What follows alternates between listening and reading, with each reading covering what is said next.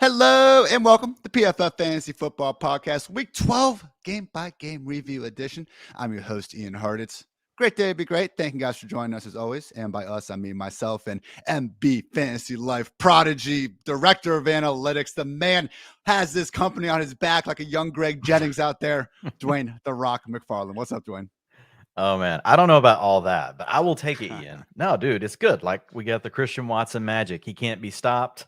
Even if it doesn't look like it's going to come through, it's just, you just can never lose hope in Christian Watson. Like, it's going to come through. It's going to come through. Yeah, never lose hope, Dwain. You're one to talk. You texted me as soon as Jordan Love came in saying, let's get this podcast started. And then Watson takes it right to the house a couple of plays later. And with all that exposure, I know you have, I'm sure you were happy to be just a little bit off the mark with that one. But yes, very exciting Sunday night football game. Very exciting day, man. We had two-point conversions go out there, get done, and win their teams the games. It was almost enough for me to forget about just my heart breaking in a million freaking pieces yesterday afternoon, Dwain. But you know what? This is a fantasy football podcast where nobody cares about Michigan freaking annihilating my Buckeyes for a second year in a row. We will not worry about that again for another year. I'm still so sad. Anyway, moving on to the better point. Real quick, just top key takeaways from the three games on Thursday night. I watched them all, obviously, as we all do on the best holiday of the year. Most of those just went through Nathan Yonke's takeaways afterwards and the big one-line usage takeaways from those games with the Buffalo Bills, Devin Singletary continuing to have his workhorse role. Very good to see. And as we see the Bills actually playing competitive games, we're seeing that result in a high touch count. Also, Isaiah McKenzie, I know it's been a little bit back and forth, but really got that featured usage again. Wasn't just a big game on the box score, the sort of game that gets Dwain, going from 6 to midnight when he's checking out that utilization back end stuff. Detroit Lions, DeAndre Swift finally playing ahead of Justin Jackson, but it's still very much a 3 running back committee, which could be just Jamal Williams or just Jamal Williams and DeAndre Swift. Still going to have Jackson in there. With the Cowboys, Pollard actually worked ahead of Zeke overall, but Zeke was better for a 1-week sample size. It happens. The good news is the Cowboys continue to score all sorts of points with Dak Prescott healthy and under center. With the Giants, Darius Slayton and Richie James are the two most involved wide receivers at this point. With the Vikings, Adam Thielen, we finally saw him basically running the same amount of routes as Justin Jefferson all season, finally gets something at least close to that level of production. And as it stands right now, Justin Jefferson, 1 less yard than Tyreek Hill on the season. What a year. And finally, with the Patriots, Ramondre Stevenson continues to be the workhorse, and Hunter Henry somehow didn't catch a touchdown, even though the ball didn't even touch the ground. More on that in our waiver wire sheet report. And with that, let's move on to Sunday's action, Dwain. The Browns took down the Buccaneers 23-17, obviously covering as 3.5-point dogs. The under cashed at 42.5. Amari Cooper's Kings stay Kings basically won them the game there at the end. I saw some people wondering if Carlton Davis slipped on part of the field turf that seemed to be messed up by them working on it before the game.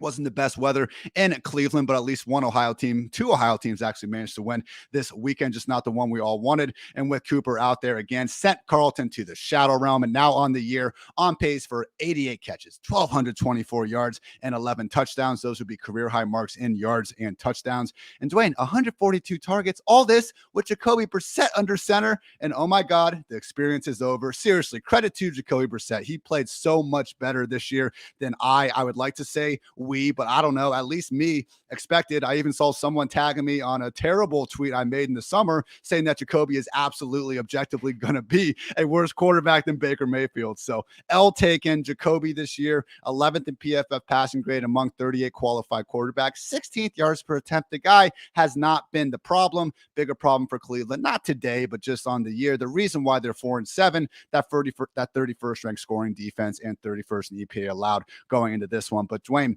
knowing that Deshaun Watson is back next week. Again, Cooper's already been someone that I found myself ranking as a low-end wide receiver 1 for different matchups throughout this year.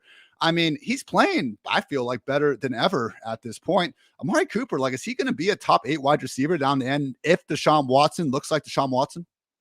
Yeah, it's kind of weird. It's like the obvious answer should just be yes. He's just been so good with Jacoby Brissett. It's almost like, man, for Cooper's sake, like you really don't want it to even be messed with. But like theoretically speaking, like if one of these two quarterbacks is going to be more capable of just having, a 325 yard passing day regularly, right? We're going to bet on Deshaun Watson, right, over Jacoby Brissett, as good as Brissett's been. So as long as they can stay in rhythm, and I do remember, if you go back to DeAndre Hopkins and the way he played really with Deshaun Watson, it was really more almost kind of like Kyler, like, hey, go out. I'm just going to throw you the ball no matter what.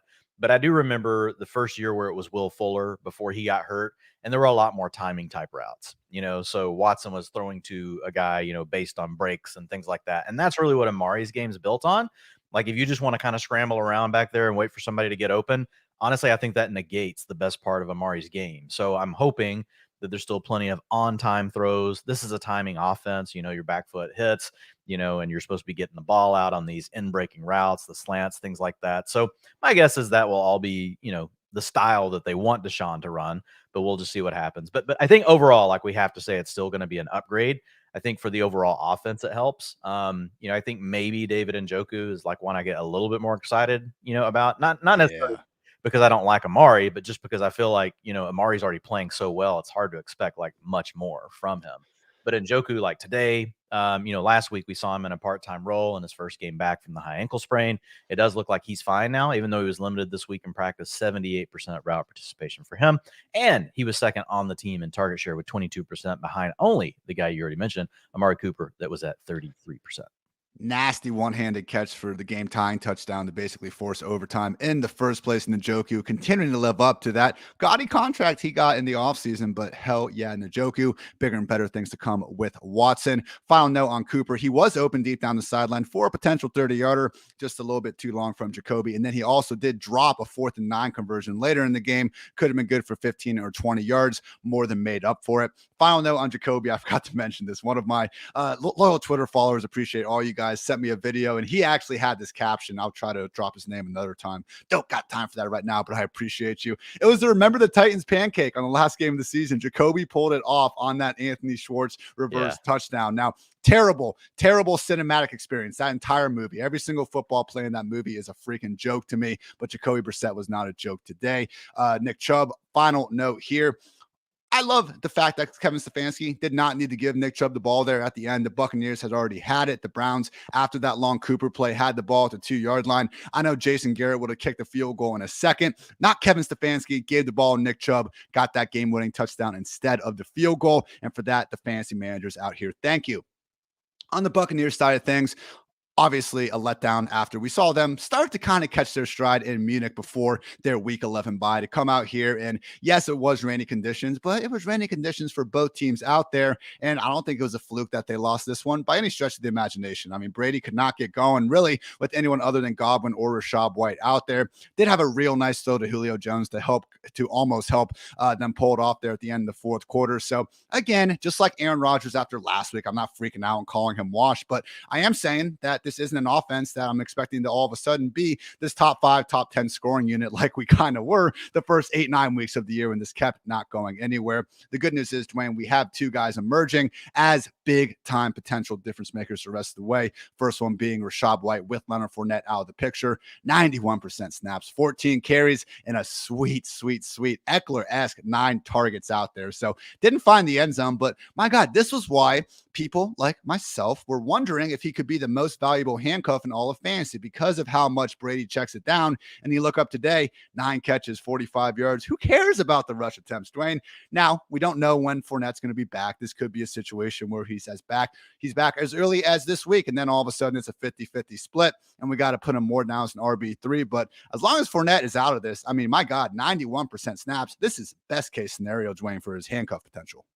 Yeah, and I mean, I think the good thing that you really like to see is he did get all of the passing down work, even though Giovanni Bernard came He came off of IR this week. So, like, there was a small chance, like, would they give him the passing down work? They didn't. 100% of the 2-minute offense went to Rachaad White, 85% of the long down and distance, and then short down and distance, he got 80% of that. So, true every down role this week. I'm with you. Once Fournette's back, I don't know if it'll be 50-50. Will it be 60-40 White to Fournette? Will it be 60-40 Fournette to White? We'll have to figure that out when it happens. But for right now, yeah, it looks really good for Rachaad White. And I mean, you mentioned the targets. He had a 21% target share today, 26% targets per route run, and he was in a route 73% of the time that Tom Brady dropped back to pass. That is absolutely elite. And also, we got Chris Godwin doing his best Jacoby Myers impression, going a while without scoring. But then what happens when he does start scoring? You get a weekly wide receiver one. This surprised me. I knew Godwin wasn't completely killing us throughout the first part of the season, but since he came back from that hamstring injury in week 4, Dwain, catches per week, 7, 6, 6, 7, 6, 7. And out there today, he hauled in 12. Again, has scored in back-to-back weeks after 0 touchdowns in weeks 1 through 9. So great to see Godwin finally getting going. I know Evans didn't hit at all today. In fact, it was a complete dud. Only 2 catches for 31 yards. I believe he will finish the week with the most unrealized air yards. I know it doesn't help you guys feel better about your fantasy scores, but 161 air yards out there today, 31 receiving yards. Had 2 or 3 sheeshes out there where you would have liked Brady to give him a better chance at the ball. And Godwin even had one as well. I mean, that's the wild part. Godwin caught 12 of his 13 targets. The only miscue, he was wide open down the seam for an easy 25. Just couldn't quite get that ball from Brady. So good news. Small good news for Buccaneers fans is that their tackle Tristan Wirfs did get x-rays negative on that ankle, I believe. So hope is not long-term as it could be. Never want to see some of the biggest difference makers on the field miss any time there. Next Ohio team that managed to win. Would have been a lot cooler if all 3 of you did. Bengals 20, Titans 16. Bengals covering as 1-point favorites. The under cashed relatively easily at 42.5. So Samaje Perine, another handcuff taken over. Dwain, doing running backs ranks this week was a nightmare because like everything was breaking so well for all these backs. I've never seen that many like legit potential workhorses out there trying to rank in a single week. And we got another one here with Perine. 80% of the snaps, 17 carries, and 6 targets. Chris Evans actually worked as number 3 back behind Travion Williams. I'm not sure if it was because he actually got charged for an OPI relatively early in the game on a T. Higgins 20-yard catch. It was one of those pick plays, and the coaches didn't seem thrilled about how Evans pulled that out. But again, this was one of those things where I was confident about Perine having the featured role because we had seen it in week 18 last year. Perine got starters treatment rest with Mixon. We saw in the Packers game last year how much further ahead Perine was used than Chris Evans. And we saw it last week, even though Evans wasn't out there with a knee injury. So the one interesting thing, Dwain, I know concussions a lot of times can be the 1-week injury and you're right back out there, but Mixon didn't even get a limited practice in last week. So again, I'm not sure how long-term it is. I obviously hope that Joe Mixon is out there again next week, but man, if Perine's going to keep this job for even another week or two, it's going to be awfully difficult to keep him out of the top 12. Yeah, absolutely. 80% snap share today, 72% of the rushing attempts. He was out there on a 67% of the passing plays. So that's his route participation. So that's near elite. Is really, really good. It's going to be hard. And an offense like the Bengals, that they're going to have plenty of opportunities to score touchdowns. Like, it's just going to be hard, for Samaje Perine to not be ranked inside your top 24, probably your top 18. I think I started him off at 23 this week. And then when Jamar Chase was out, I moved him up just because we've seen them throw the ball more to the backs over the last few weeks without Jamar Chase in the game. The other guy that was a little bit more busy than normal today was Hayden Hurst. He had a 26% target share, which tied T. Higgins for first on the team. And then you had Samaje Perine as the 3rd most targeted player at 17%. Shout out to T. Higgins, 114 yards and a touchdown on the day, 2.28 yards per route run this season. That's 13th among 97 qualified wide receivers. Jamar Chase, just 24th. I mean, it really is wild. We have to do this thing all the time where it's like, oh, Higgins is such a good number 2. Oh, wait, maybe he's actually better than Jamar Chase. Like, they're both incredible, and we have seen that backed up with the handy-dandy PFF receiving grade. The best PFF receiving grade among 63 wide receivers with at least 100 targets over the last 2 years. We got Devontae Adams, Cooper Kupp, Tyreek, Justin Jefferson, AJB, Diggs, CeeDee Lamb, the Sun God, and rounding out the top 10, Jamar Chase and T. Higgins right next to each other. Love to see that, and should love to see Jamar Chase getting back out there, hopefully as early as next week. This did seem to be not a true game time decision. I know he got ruled out on Saturday, but just the fact that he was limited in practice throughout all week, I am cautiously optimistic we're going to get hopefully close to 100% Jamar Chase here in the fantasy playoffs. On the other side of things, one of the biggest shushes of the season, I would say, Derrick Henry catches a short little screen, all of a sudden breaking down the field all the way, going for a 75-yard house call. Fumbles inside the 5-yard line, but my God, that rookie was hustling. Dwain Treylon Burks got down there, got into the end zone,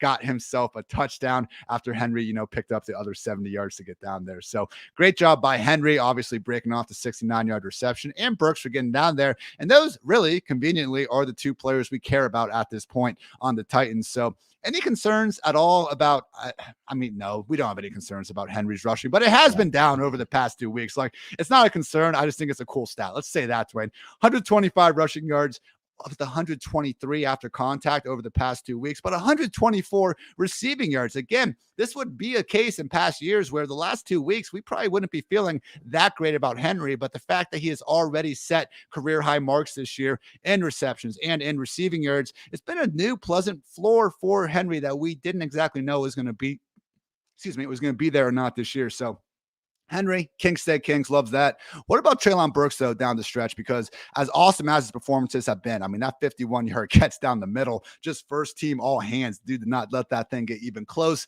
to his chest. He's been flashing over the last few weeks now. That said, Dwain, you do look at the targets, and I don't love that Treylon Burks, clearly, and I think we can say at this point, the Titans' best wide receiver is getting as many targets as Nick Westbrook-Ikhine, as Robert Woods, and only a few more than Austin Hooper and their tight end, whose name is way too difficult to try to pronounce at close to midnight here on the East Coast. So overall thoughts on Treylon Burks moving forward, and if we're going to see someone actually get to, at this point, I don't know how else to say Christian Watson is must-start status as anything other than that. So Treylon Burks moving forward, more of a boomer bust wide receiver 3, or more of someone like Christian Watson that you just need to say, F it, he's going in the starting lineup.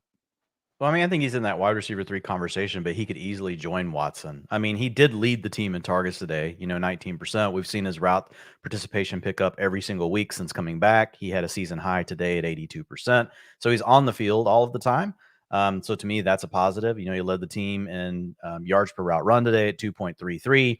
If you look at his targets per route run for the course of the season, better than all of his teammates. So, it's one of those days where, the other two guys happen to have 5 targets and he had 6, but like his targets per route run are well above theirs. So I have no doubt Treylon Burks is the best receiver on this team. I'm actually encouraged, Ian, because over the last 3 games, we've really seen Ryan Tannehill start to find a groove. He threw for 291 yards today. Like the 2 games before that, I believe he's been over 250, both of those. He did not have a passing touchdown today, but the last 3 games have been pretty good from a passing game standpoint for the Titans, with Tannehill being back in the lineup, healthy, and seeming to find a groove with these guys. So I think that gives Burks, a lot of upside. Yeah, he got lucky today that he got the touchdown jumping on it, with Derrick Henry. But, he put himself in position to be there early on in the season. I don't know if he makes that play. He was so in the doghouse. I don't know what was going on with him and the coaches. So just to see him making those kind of plays, knowing that he's earning the trust, right, of Vrabel and the coaching staff, I feel great. I feel like there's really no competition here for targets. Like I do believe we could look up in 2 weeks and be like, wow, 35% target share. Wow, 35% target share. Wow, 35. Like it just start happening every single week. He's just way better than everyone else on the team. And if the quality of the offense from a passing perspective continues to stay where it's at now, like that's ultimately going to lead to some really huge days for Treylon Burks.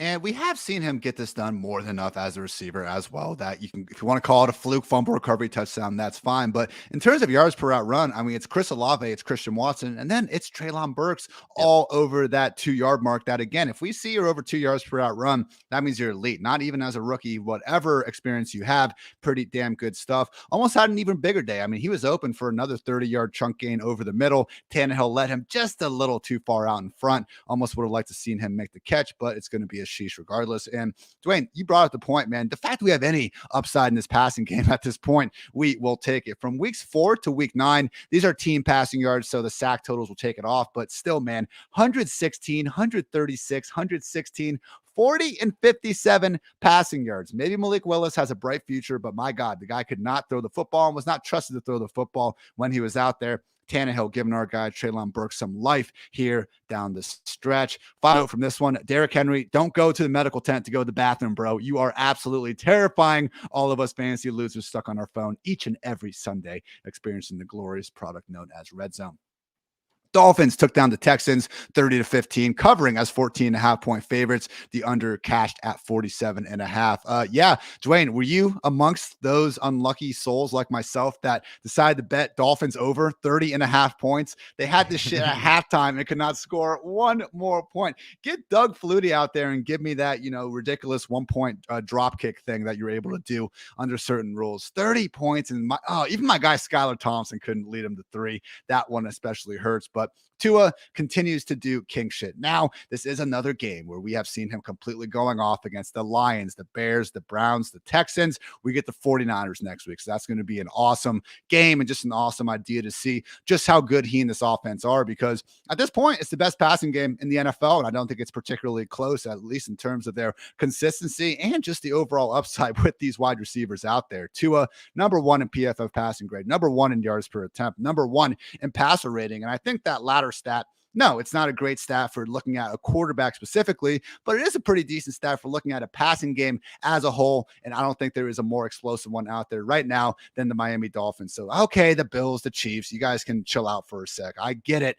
Game versus game, I would still take them to beat the Dolphins, but Tua and company just absolutely crushing it. Dwain, how confident are you that we see them continue to be this damn good down the stretch against the 49ers, against some slightly elevated competition? And how much do you think these last 4 weeks could be just a little bit of a mirage? Because again, it gets tough, man, at the 49ers, at the Chargers, at the Bills, Packers, Patriots, and Jets down the stretch. So just saying, are you expecting more of the same, top 5, everyone involved, or maybe just a little bit of a step back? I don't know, man. The primetime games stick out, and I can't get over that Steelers game we saw about a month ago.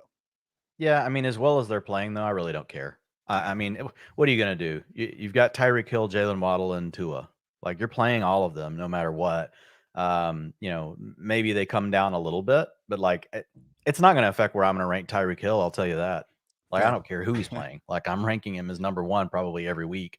So it's just and like the Chargers, that's one of the ones we just named. Like that one doesn't really scare me at all. Yeah, the 49ers have been good, but they play a lot of zone. Like the the Dolphins, like they chew that stuff up. So I think the Dolphins are going to beat the 49ers, to be honest. I just want to, and plus that's what I want to see. I want to see Mike McDaniel go in there and just kick Kyle Shanahan's ass. Like, that's what I want to see.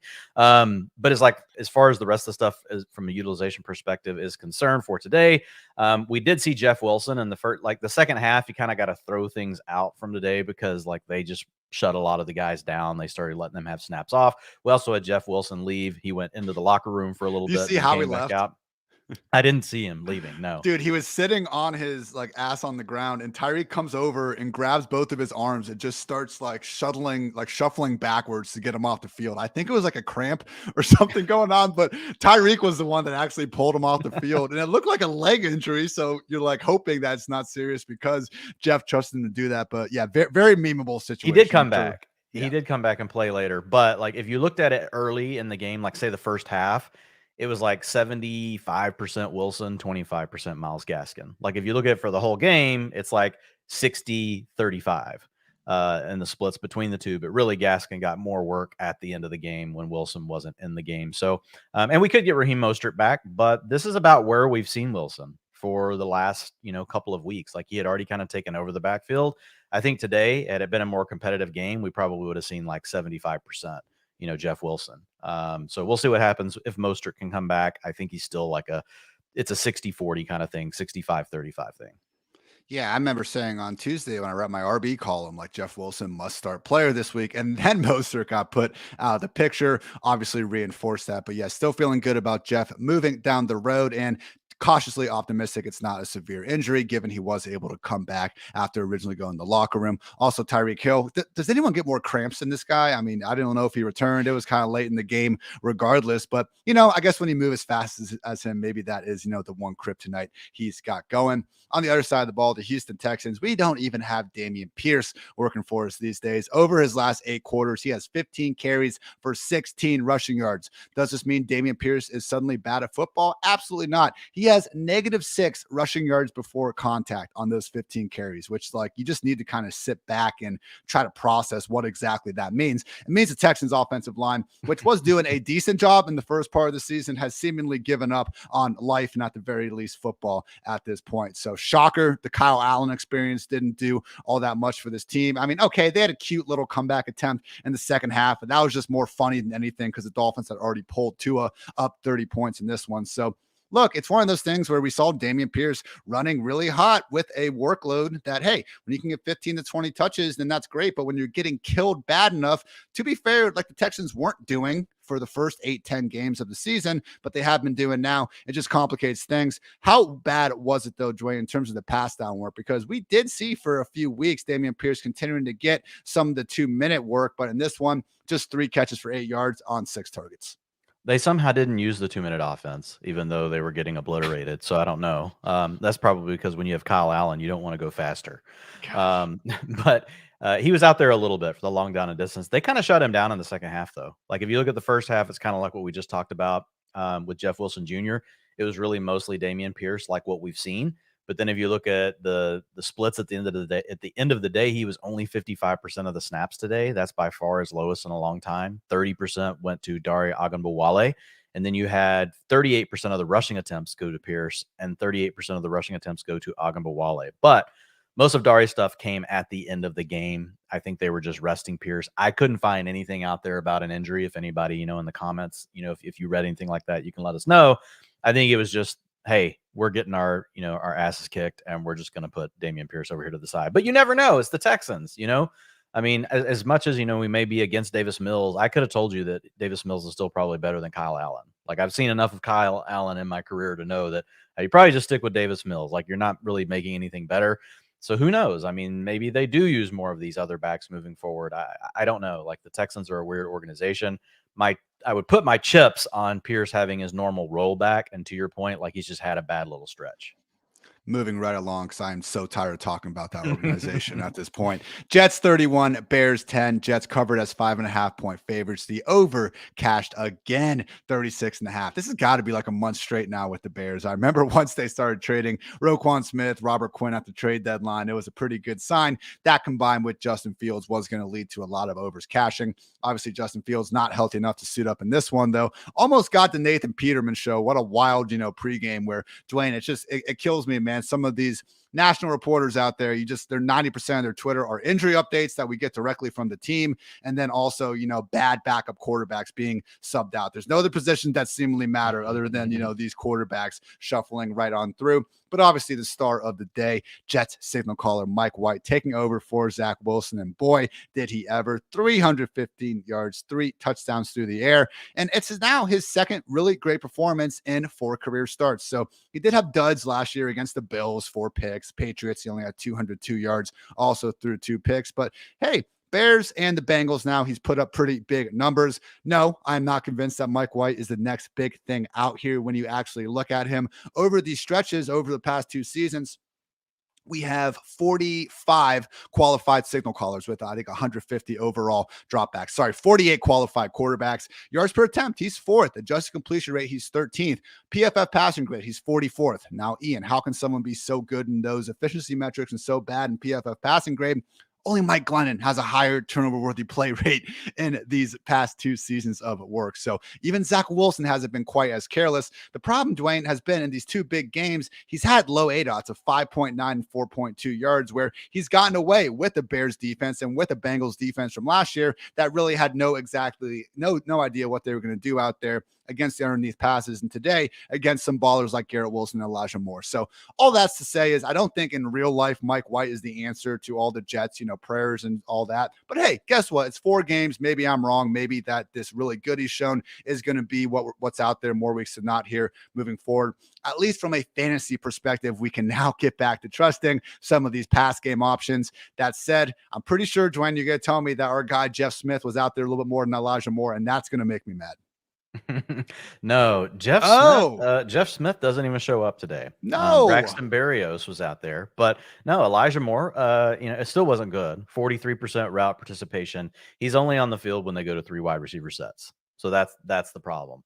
At a 15% targets per route run, but a 7% target share did come through, with a big play. Then he also scored the touchdown. So maybe though, he can earn his way, back onto the field. I don't know. Corey Davis played, today after missing several games. He was out there with a 77% route participation. But as you mentioned, it was all about Garrett Wilson, 29% target share today, Ian, 93% route participation, and on 2 of Dwain and Ian's benches. But we won't talk about that. 3.39 yards per route run.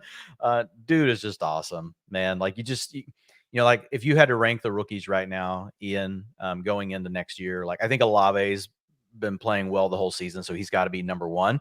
But then it's Garrett Wilson and Christian Watson are the next 2 in my mind. And Drake London's been good, from a target share standpoint and those things, but we haven't really got to see him open things up, with Atlanta. But I think Garrett Wilson's still probably my 2. Then Christian Watson would be my 3 if I'm ranking rookies for next season right now. Where would you be? I think Wilson's 1. I think he's on. I've always thought he's better than Olave. I know we graded him ahead, but dude, it's hard to argue with what Olave's done. Dude is balling, putting up major target shares every single week. Wilson, he's had 4 really big games this year where he's put up 28% plus target shares. So I think that shows you what he can do. And all the things we talked about in the preseason, why we liked him and he was our wide receiver 1, you saw it on the field today. Once he gets the ball in his hands, I don't think there's a rookie. You could argue Watson. He and Watson are the 2 biggest playmakers after the catch. But man, it's tough to go against Olave, man. Week in, week out, consistent player.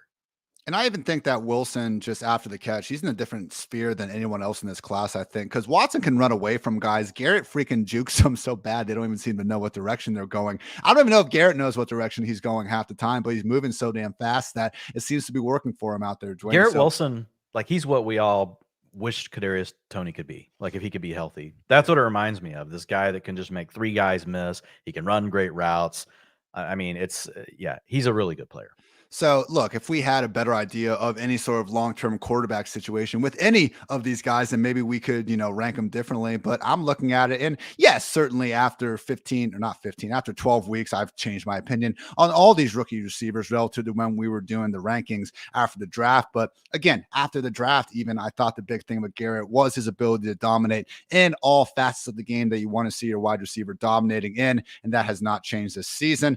Only had to see Zach Wilson neuter him for a few games out there. Luckily, we're seemingly done with that experience, at least down the stretch for this year. Should be more goodness from Garrett Wilson down the stretch. How did Tyler Conklin usage look, Dwayne? Because I've been spouting off about this for a while. Jets have the single best strength of schedule in the fantasy playoffs. And Conklin, I know he only had 3 catches for 50 yards today, and the 3 targets weren't great. But, only Garrett Wilson had more than 3 targets on this team. I don't think Mike White's going to distribute things that evenly down the stretch. We have seen Conklin pop up with, I believe, 2 top 3 finishes already this season. Are you a buyer with, ideally you have someone that you don't need to worry about streaming tight ends in weeks 15 to 17. So from that perspective, I get it. But I think Conklin could surprise down the stretch here, Dwayne. Come on. We got plenty of room on the bandwagon. Come join me.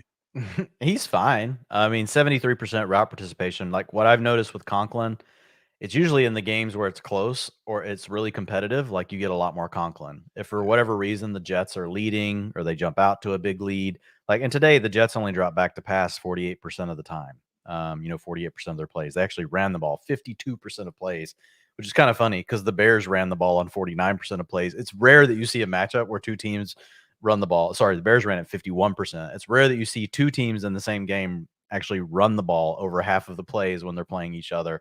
That's not something you see very often. But I think Conklin's fine. I got him as a high end tight end 2. He can jump into the tight end 1 conversation any week, but I'm not super excited about him. Final notes here. Michael Carter, my God, you talk about What's that? I like their concept, Dwayne. What's that stock market sports app thing going on? I see them in mentions all the time. I forgot what it's called. Yeah. Mogul, Yeah. maybe something like that. So anyway, shout out to them. Cool stuff. But I want to see the Michael Carter chart from this morning, because from the time that James Robinson got ruled a healthy scratch to then Michael Carter suffering an ankle injury, just the ultimate fantasy stock up, crashing down, shows just how wildly things can change in the course of just 90 minutes out there on a Sunday afternoon. So Robert Saleh did confirm he suffered an ankle sprain. We are unsure of the severity. I'm not sure if you've seen any Twitter doctors' thoughts on the subject, Dwayne, but at a minimum, it looks more than possible that Carter is going to miss some time. Accordingly, we did see Zonovan Knight come out here, undrafted rookie, get it done. 48% snaps, 14 carries, and 3 targets. Guy managed to put together over 100 total yards. This was not one of my games I was watching closely. I will get to that tomorrow. Only caught some on the red zone, so can't speak too much to what he was doing out there. But the fact that they think enough of him to make James Robinson a healthy scratch and put Knight ahead of Ty Johnson. The problem I have with expecting more to come, Dwayne, is that I think if Carter's out, they elevate James Robinson and we continue to get an annoying 3-headed backfield. Or do you think Zonovan might actually have a chance to get things going? His nickname Bam. Zonovan doesn't roll off the tongue very well. We'll nickname him Bam right now. All right, Bam, let's go. I mean, it's who knows. It could end up being a 3-way committee, just like really what it's been for the last 3 games. I remember the first night that we saw this, we're like, oh God, Ty Johnson's back. I think that was like 2 or 3 weeks ago, and he hasn't gone away. So yeah, I'm with you. I feel like next week you're going to have James Robinson active. Maybe Zonovan Knight is the lead early down guy with, Robinson more spelling him, or maybe Robinson plays more of the Carter role. I did go back and look at what this backfield looked like before the Michael Carter injury, and Knight was doing exactly what you said. He was playing the James Robinson role. So 30% of the rushing attempts. It was like, it wasn't a lot of usage in the passing game either. So I think we'll probably see something along those lines, and they'll just have James Robinson up. But it's late in the season. You don't get many chances on guys like this. I mean, he's a rookie. Maybe there is something there. They liked him enough, to your point, to bring him up. Like he's, I mean, what are you going to do? You can't take all your fab with you. I mean, so I don't blame anyone that puts a chip on him, just say, hey, let's just see what happens with him. But it's really hard to predict like what's going to happen. Like the most likely outcome is this just remains a 3-way committee, and eventually Michael Carter is going to be back too. So I don't know. I don't know what to do with it. It is Bam. Our guy Matt Waldman tweeted out, Zonovan Knight is a hard out as a runner. That's the reality of earning the nickname of Bam. Great day to be great there. On the other side of things, no Justin Fields out there. The guy's playing through a dislocated left shoulder, Dwayne. I'm kind of worried when he comes back how many hits he's going to be able to take with that. To me, it sounds very similar to the sort of rib or shoulder injury that impacted Kyler Murray a couple years ago, where all of a sudden all the design rushing isn't there. And then we have a quarterback and a passing offense that hasn't been able to get much going, not being the same sort of asset. But don't need to worry about that specifically today. We can talk at least a little bit good about David Montgomery. He goes out there, 68% snaps, 14 carries, 4 targets. He's now had a combined 37 touches over the past 2 weeks with Khalil Herbert out of the picture. And guys, he's good. I'm not saying Dave Montgomery is amazing, but some of the slander this dude gets, he breaks a ton of tackles. He's a hard guy to bring down. Don't freaking throw a parade for him. I'm not saying that. I don't want to be the president of the Dave Montgomery fan club. That's only for one man and one man only. But Montgomery is good, and we can continue to fire him up, hopefully as a low-end RB2 if this Bears offense doesn't completely fall off the map. So Jets have been a really good defense all season long, so I don't want to take too much negative away from Trevor Siemian. He actually was pretty passable last year with the Saints, so I'm not expecting this to be a situation where we're only expecting the Bears to score 10, 13 points a week without Justin Fields. But do you think, Dwayne, there is enough usage from Darrington Evans to be worried about Montgomery? Because I will say, in a week where we're seeing a lot of guys start to get to the 80, 90% snap rate, Montgomery, 68% usually looks a lot better than it probably will at the end of this week. No, it's fine. I mean, if you're at 70%, like that's really good. Like, yeah, sometimes you get a few people that get the 80%. But if you're at 70%, like you're pretty much an RB1. So it's fine. I mean, I'm not worried about it. We will get Khalil Herbert back in a couple of weeks as well. That's what's going to hurt him a little bit more, because Khalil Herbert he steals some of the rushing attempts. Now, right now with Fields out, like there's more of that to go around with these other 2 guys. I mean, it ended up being the same. Like they just ran the ball a little bit less overall today. But it was fine. The biggest takeaway I have for the Bears, Chase Claypool did have a season high route participation, 75%, We had Darnell Mooney leave the game. He is out for the season. So maybe finally, Ian, we're going to see Chase Claypool out there. But even then, like 75% in a game where Mooney left pretty early. Yeah. Now he had the second most targets on the team, 21% target share, 25% to your favorite player, Cole Kmet. He did have 50% of the air yards on the day, and he had a 2.43 yards per route run. So Chase Claypool, at a minimum, this is not an offense that wants to throw the ball a lot. We know that you're not going to see these 300-yard passing games from this offense, but he should clearly be the lead guy now. Did make an awesome 31-yard catch right over the top of Sauce Gardner. Was still fantastic coverage. Even if you're going to make a catch on Sauce Gardner, you're going to have to go do it in that guy's grill. But yes, hopefully bigger and better things to come for Claypool. You take Darnell Mooney out of the picture and everything we talked about changes with Claypool. Now, is he going to all of a sudden vault into the top 20? Hell no. But Mooney has been able to be a passable, low-end, mid-tier wide receiver 3. I do think Claypool has that in his range of outcomes moving forward. The Washington Commanders took down the Atlanta Falcons 19-13, covering us 3.5-point favorites, just barely, as Marcus Mariota trying to find CPAT at the end of the game. Damn it looked like he was open too. Dwain had the pass batted at the line of scrimmage and picked off to end things, also cashing the under at 40.5. So that was one sheesh. And on the Washington side of things, we had two other. Terry McLaurin open for a 12-yard touchdown in the back of the end zone. Bad overthrow, a bad enough overthrow that I thought Heineke had gotten drilled because they showed him on the ground afterwards, but I think he just dove there himself because he was that pissed off that he missed the pass. Also had Jesse Bates with the potential, John Bates, Jesse Bates, either. You're a backup tight end, whatever. 14-yard touchdown in his hands in the back of the end zone. Could not get either of those feet down. So Heineke, winners win, Dwain, and he keeps on winning. But my God, 6.1% turnover-worthy play rate, highest in the NFL. The only guys over a 5% turnover-worthy play rate are Taylor Heineke, Zach Wilson, and Jameis Winston. That is not a great group of quarterbacks you want to be in any statistic with, and that is Heineke's case right now. So he played really well against the Eagles. That was a primetime game, and they're winning these games otherwise with a lot of good defense and, running the football. Just still, Taylor Heineke, it's part of the experience. That interception he threw today was one of the worst ones of the season, but hey, he's getting the win. We're not really starting him in fantasy. Hopefully he just does a better job existing in those 2 to 3 seconds of getting the snap and getting it into Terry McLaurin's hands, because it hasn't been quite as good as that over the past 2 weeks. The real big change here, Brian Robinson. And Dwain, I like to think that I'm right a lot, but of course I am going to be wrong plenty of times. A couple weeks ago, I said Cole Kmet wasn't as mid as I thought when he made that great one-handed catch. And I've been begging Brian Robinson to do anything this year. He did today. 5.8 yards per carry. Previous game high mark was 3.8. And this was tough running, as he did last week as well. I mean, he now has forced 9 missed tackles on the ground over the past 2 weeks. First 6 games combined, he only had 12. So we had that going. He caught the freaking 14-yard touchdown where he trust-sticked that defender straight to hell. It was a great performance from Brian Robinson. And then he caps it off wearing the huge hat in the locker room. It was a big hat, Dwain. It's a big hat, and it's funny because it's bigger than a normal hat. So fantastic stuff from Brian Robinson out there. And we saw him accordingly get the 50% snap rate, work ahead of Antonio Gibson. All that said, we've kind of seen this going back and forth. I do think in Ron Rivera's heart and soul, he wants Brian Robinson to have this job, but I don't think Gibson's completely going away. Thoughts on this backfield moving forward after today's performance?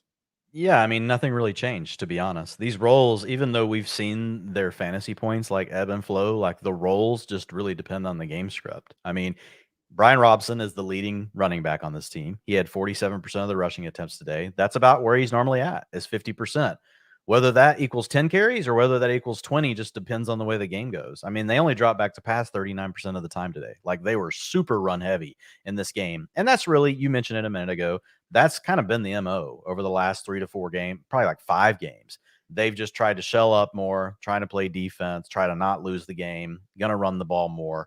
And so I think we can expect to continue to see that. You still saw Antonio Gibson, though, getting 90% of the long down and distance work, 100% of the 2-minute offense, route participation really good, 63%. So Gibson, is still playing that kind of role that we saw DeAndre Swift in last year. He's in that role right now today. And so he's still going to be fine. We got a little bit of Jonathan Williams at the end of the game, 11% to him, just the way the game happened to play out. I don't know if that's something that we'll see every week. So yeah, it's still really the same. One quick note on Terry McLaurin, and we can move on. No other changes for me here on the Commanders.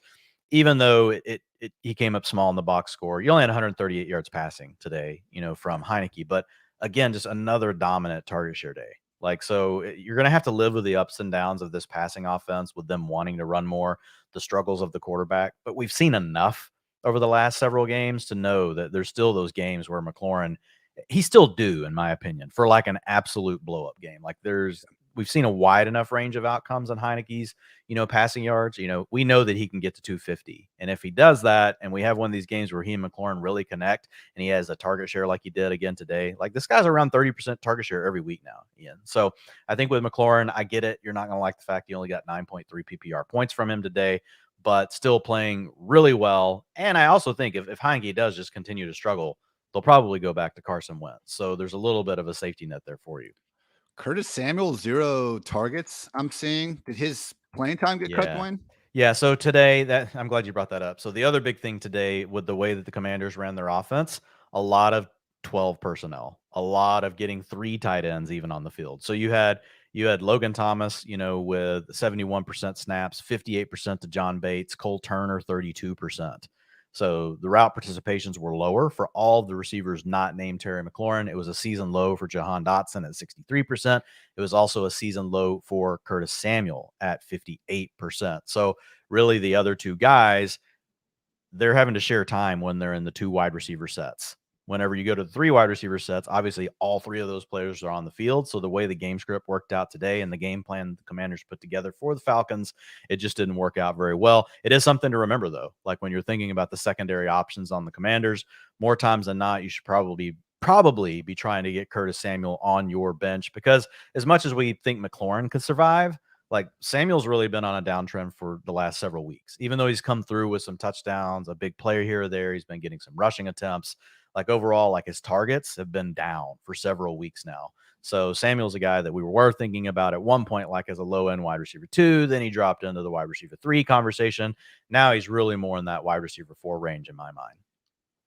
They keep playing in these ugly, kind of tight, low-scoring games for the most part. It's not the Carson Wentz, I'm going to throw a pick 6, and then we need to keep our foot on the gas, trying to keep up in this one. And I'm not so sure it's going to change all that much, Dwayne. From week 12 to week 17, we get the Falcons, the Giants, a bye week, the Giants, the 49ers, and the Browns. So Terry McLaurin, these running backs, Curtis Samuel, these other guys, we had a nice little stretch there. I don't think they're going to be all that viable fantasy options here down the stretch.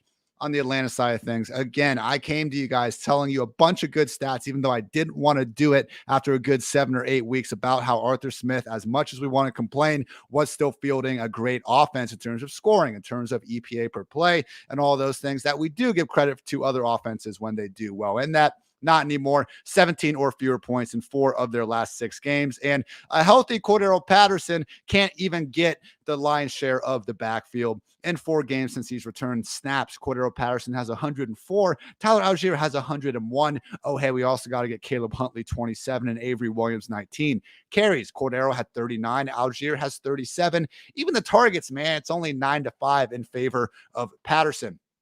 I saw a nice catch from Patterson over the middle today. Wrote a little note to myself. Hey, is he starting to get Kyle Pitts' extra out wide work? That would make sense. Longtime wide receiver, most explosive player on your team. Is that the case? It is not. Now, we did see his snaps actually get above 50%, specifically 58%. But man, Dwayne, if we're not going to see any separation between him and Algier, it's not surprising to me. I've had to come to you guys hat in hand here every single Sunday night, basically saying to not exactly be all that thrilled about the touchdowns, because it's not the most sustainable workload in the role. And I sit here a week later, man, I'm not feeling all that much better about it. Anything from the underlying utilization metrics that makes us think that CPAC can be a rock solid RB2 here down the stretch. Ian, tonight is your night. Whoa. Tonight is your night. I've been waiting for this segment the whole time. Let's go. Cordero Patterson, man, a season high. He may not have been lining up out wide, but they are using him in the passing game. Season high, 62% route participation. This is what we need. Let's go. This is what we need from Cordero Patterson. If they let him do that, it doesn't really matter if he gets 40% of the rushing attempts. That can be fine, because guess what? That is last year's DeAndre Swift. That is 2019 Austin Eckler. That is, I don't know, name a running back before they took over the early down work whenever they were mainly a pass-catching guy. Alvin Kamara's rookie season. Cordero Patterson, today, it's one data point. That's the role he played. And you saw less of Avery Williams, and that was part of the difference. And I do think it has something to do with Kyle Pitts. They need another quality guy. They've got to be able to get out there. He had 5 targets today. He only came through with 3 receptions for 19 yards. But you and I both know you give Cordarrelle Patterson those kind of chances, especially against linebackers and safeties, there's going to be a chance for good things to happen. There was also some crappy weather in this game. There are a lot of factors going on. I walk away from this thinking that Cordarrelle Patterson, like, he's for sure one of the guys that I'll be writing about in the utilization report as an upgrade. I know we got to wait for 2 or 3 weeks to get a trend. No, we don't. It's the end of the season. Like, we just have to act at this point. Like, we don't have any more time to wait. And so I do. Maybe it's a narrative, like us pairing the fact that Pitts is gone and now you have Patterson, because look, the tight ends didn't do anything. As you like to say, Ian, there was a thing called a Parker Hesse, was on a field. I've never heard that name before. But only 38% route participation. McCole Pruitt, who caught the touchdown, only 15% route participation. Anthony Ferkser, 50%. So, it's just a rotation at tight end. These are guys that are mainly in there to block. They all had more snaps than they did routes, so they're really blocking most often. This is Arthur Smith's out there running a 7-man offensive line. He's got like 3 people in the route, but one of them's Cordarrelle. See, that can be a good thing. That can be a really good thing. So I think this is a really good data point for Cordarrelle Patterson. We know that he has a skill set to do it. You lose Kyle Pitts. We now suddenly see him have a season high route participation. It's enough for me, Ian. I'm going to assume that like this is the role that he's going to have. I'll have him in that low end RB2, back in the low end RB2 range next week. He had been banned into RB3 territory for the last couple of weeks. But we'll be looking at getting him back into the RB2 range. That is fantastic to hear. Unfortunately, I'm guessing Drake London's ban on the wide receiver 2 range persists in this one. Just 2 catches for 29 yards. I mean, he has 5 or fewer targets in 5 of his last 7 games. I took a good 30 minutes out of my schedule this week, Dwain, because it takes a while with the new NFL Game Pass to try to clip some of these actual highlights together. But I wanted to give Drake London some love and just make sure I was right in believing that he is really freaking good at football. And I still, in my heart of hearts, believe that to be true. You look at his separation, yards after the catch, contested catch ability. He's shown the ability to do it all at a high level. But as you said with Garrett, he just hasn't been getting the opportunities. And man, when he can get a Lamar Zaccheaus going, and he had a good game. So I don't want to tear down other guys to make my point about Drake London, but it's tough, Dwain, because this would have been the game to expect London to take a big step forward without Pitts, and it just didn't happen. Could it happen the rest of the year? Maybe. I do believe he's coming off back-to-back touchdown games, so he hasn't been a complete letdown. But I'll tell you what, in week 13, obviously we can't trust London as anything more than a bust or kind of boom wide receiver 4. I can't even say boom because the guy's not going to get more than 5 or 6 targets out there. I mean, with Pitts out, I do think it eventually comes. I can't tell you when it's going to happen. Like, he's been such a great target earner. Like, I don't expect him just to all of a sudden not do it. Yeah, it was Zaccheaus that did it today with a 35% target share. Really, like, targets per route run, target share, all those things for Zaccheaus on the year. Doesn't really look like he's going to be a guy that's going to be able to make this stick. I would think that it would be London that should come through with some games with you really expect him to be who Zaccheaus was today, right? Hope you get 14, 16, 17 fantasy points out of him for a week. So I wouldn't completely give up on London, but to your point, like, it is hard. It's hard to rank him inside your top 36. It'll be easier in 2 weeks when we're all playing in fantasy playoff games and there's 6 teams on bye. Of course, I think the Falcons might be one of those, so it might not really matter. I don't. How did that happen? I don't know, but it really sucks because in FFPC, that's your championship game. Well, but like, what NFL teams want a week 14 bye? I feel like you want that in the middle of the season. Yeah, I'm with you. I don't know. We'll start a petition or something in the off season, Ian. But I'm with you on London. Like, I think he's played great, but it is what it is at this point. He's got to be in that wide receiver 4 range. Seriously, like, we get the week 5, week 6s. I'm sure they don't care about that. Just give me like 4 or 5. You would need 6, 7. Oh my gosh, I'm not doing the math right now. 5 straight weeks with 6 teams on bye, and then give us 1, 2 team bye week. There we go. All right, moving right along. We had the Panthers take down the Broncos 23-10. Carolina covered as 1-point dogs. The under cash at 36.5. I really thought the Broncos could do it here, Dwain, because even if I didn't trust Russell Wilson to outduel Sam Darnold, which was tough enough to kind of get through your head that could be a reality, but I could do that. I did not think Darnold and company could move the ball against his defense, but sometimes your offense is just that atrocious that it happens. And to be fair, DJ Moore went out there and made a ton of good plays. 4 catches, 103 yards, and a touchdown, with a lot of that coming in Patrick Surtain's grill. Now, I know we want to rush to Twitter, and when we see DJ Moore burning Patrick Surtain, we start talking about how overrated Patrick Surtain is.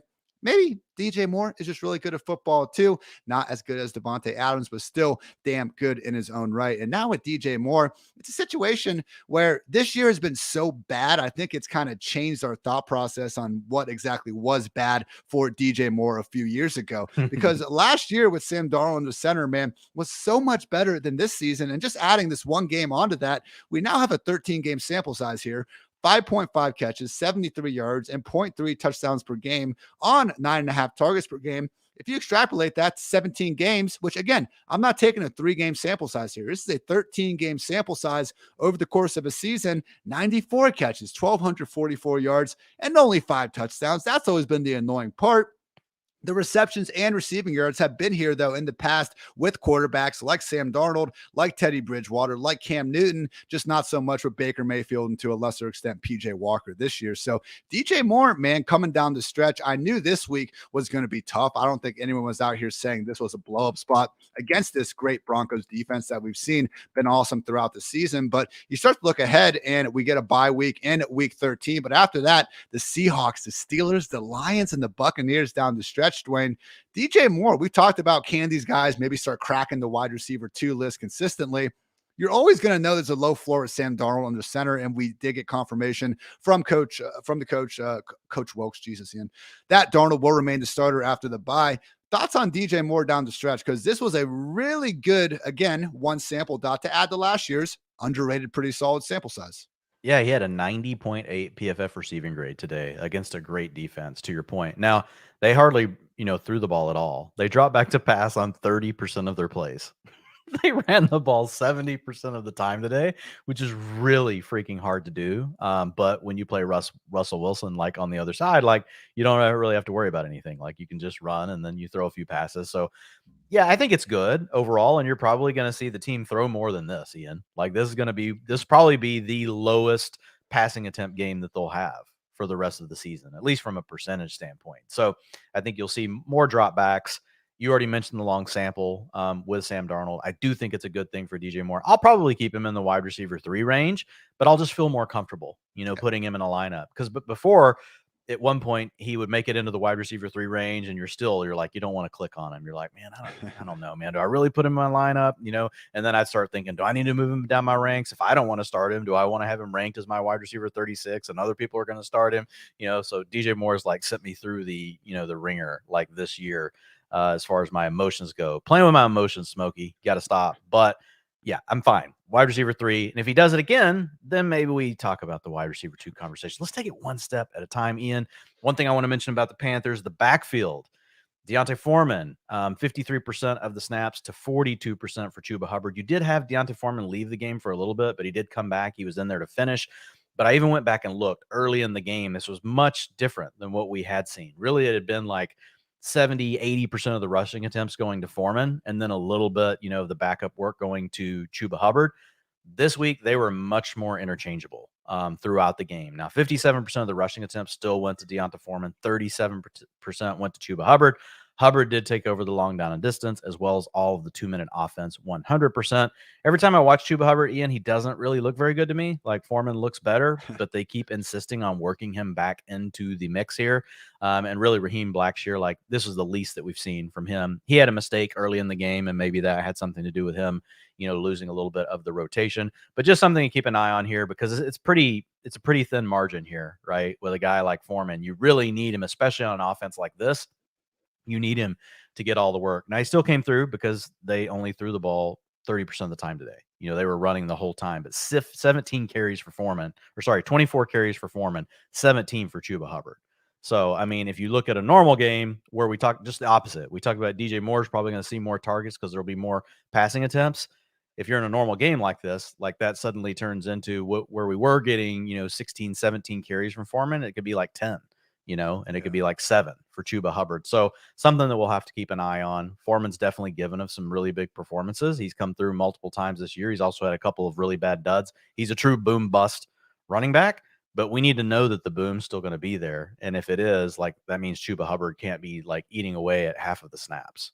And it's reasonable, man. I was with you where I thought Foreman played well enough to really kind of just get the lead job here moving forward. But when Hubbard came back from that injury, the first game was week 10, short week Thursday night. He was pretty much a game time decision. He barely played, and they ended up winning comfortably against the Falcons. So they just rode Foreman to that. Last week they played the Ravens. It was 3-3 in the fourth, and they just ended up, actually giving Hubbard 40% of the snaps. But because they were behind, we still figured in a game where they were leading, it'd be more of the Deontay Foreman show. But apparently they are kind of doing the anti-Jameis thing where I think they are giving Chuba a little bit more credit where he did leave with an injury and now he's coming back. Maybe not getting the full-time starting job like he had when he left, but even that wasn't exactly full-time. So I really think this is a 1-2 punch for them. It was when McCaffrey originally got traded, and it does seem like they are going back to that. But you mentioned it, man, like just the game script dependenceness that Foreman has this year. 110 plus rushing yards in their 3 wins and the OT loss versus the Falcons, only 21 and 24 total yards in those other 2 losses. So when you only have 4 receptions on the entire year, Chuba only has 5. I mean, when Raheem Blackshear is the one getting the targets out of the group in the game, there are going to be some lows. So they do have a bye in week 13. Maybe we see a change out of that, but Foreman and Hubbard, man, especially obviously Chuba, we're not thinking about starting him really, but Foreman, going to be tough to get in that top 24 more weeks than not. Not exactly anticipating many, if any, spreads moving forward that are going to picture the Panthers as anything close to a favorite. Moving on to the other sideline, we don't need to take much time here. Just this embarrassment of a Broncos offense. The most points they have scored in the game this season is 23. They joined the Texans as the only teams with at least 10 games with 21 or fewer points on the season. Russell Wilson, Dwain, he's on pace to throw 13 touchdowns this season. He's never been under 20. That does seem like it'll happen this year. And the Broncos seem to finally have enough with it. I forget what defender it was, but he was letting Russell Wilson know about all that on the sideline. So Cortland Sutton, as long as Hamler stays sidelined, we can watch him, get his way to 70, 80 scoreless yards, I guess. And that's fine. You can rank him as a wide receiver 3. Go ahead. Any thoughts here on Latavius Murray, Dwain? Because he's really pushing the envelope here of what I like to say, 15 to 20 touches. It's going to be hard to keep them out of the top 24, but man, Latavius Murray, 82% snaps. That's great. Working well ahead of Marlon Mack and Dwain McFarland. But my God, man, can we really put this guy as a top 24 back moving forward? He doesn't look particularly good out there, and this offense is just so bad at this point. Thoughts on Latavius here moving forward? See, and this is where he's different than Foreman, because I feel like Foreman, at least when we've seen the good games, like he's performed really well. I don't know that Latavius Murray can do that. Yards after contact today, 1.69. He did have a nice long run today. It was a well-blocked play. So, I mean, that helped him. He is dead. Coming in, he was dead last in the league in yards after contact or carries. So that's nothing new. Yeah, he's not been very good. So, and again, we don't know what's going to happen. They're probably going to get Mike Boone back off the IR next week. We did see Mike Boone in the passing down role. Latavius got all that today. He had 100% of the 2-minute offense. He had 83% of the long down and distance. Really, Marlon Mack and Dwain McFarland, they were non-factors for the most part. So I can't imagine them continuing to give this sort of workload to Murray as some of the other guys get healthy, specifically Boone. I mean, we'll have to wait and see. But to your point, even with it, it's hard. Even if we thought he was going to have all this work next week, it would be really hard to get him inside the top 24. So once we know it's going to be more of a split again, like what's that going to do? That's going to push Murray back down to like that mid-range, low-end RB3 territory.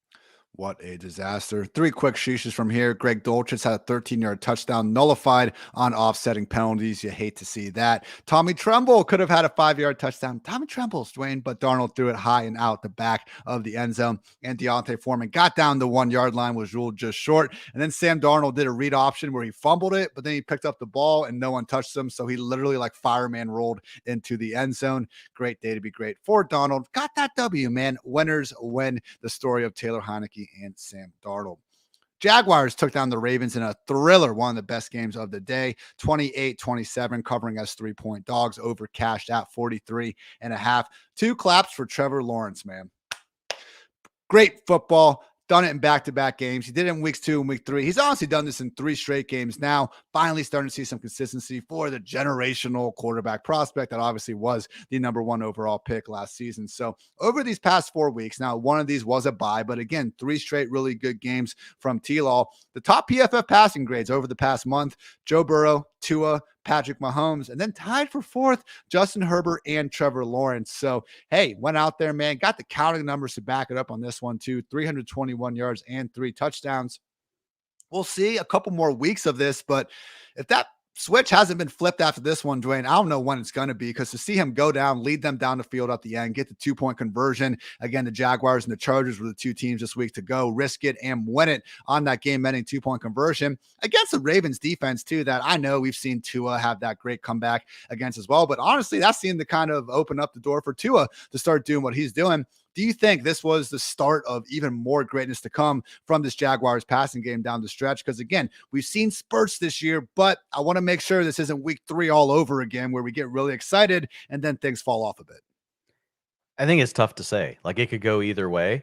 My guess is that, like, it's just the ups and downs of a season. But it's good to know, like, that you can get this kind of an up game from Trevor Lawrence. 321 yards passing and 3 passing touchdowns. That's awesome. He still had 3 turnover-worthy plays today. He had 4 big-time throws. So, I mean, he was still +1, like big-time throws versus turnover-worthy plays.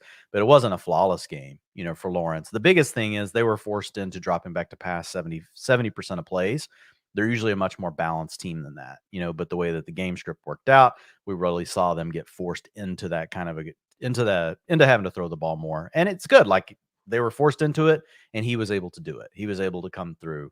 We have seen several different weapons though step up. We've seen Evan Ingram have his week. Now we've seen Zay Jones have Zay Jones had a 39% target share today, 52% of the air yards. Like, he's been fine. Like, Zay Jones has been a good player this year. Like, he hasn't been great for fantasy. He's been a good NFL receiver. He's given a few good fantasy games. Like, this is a really good game for him. But then we obviously know Christian Kirk can do his thing. And then every once in a while, Marvin Jones can step up. So I do think he has enough weapons. These guys are not elite, but each one of them seems like when they need to. We know Kirk's the consistent one, but it's almost like every other week, one of the other guys also steps up. So I think that's a positive thing for him. I think we just need the game scripts to really push the Jaguars to need to throw the ball more.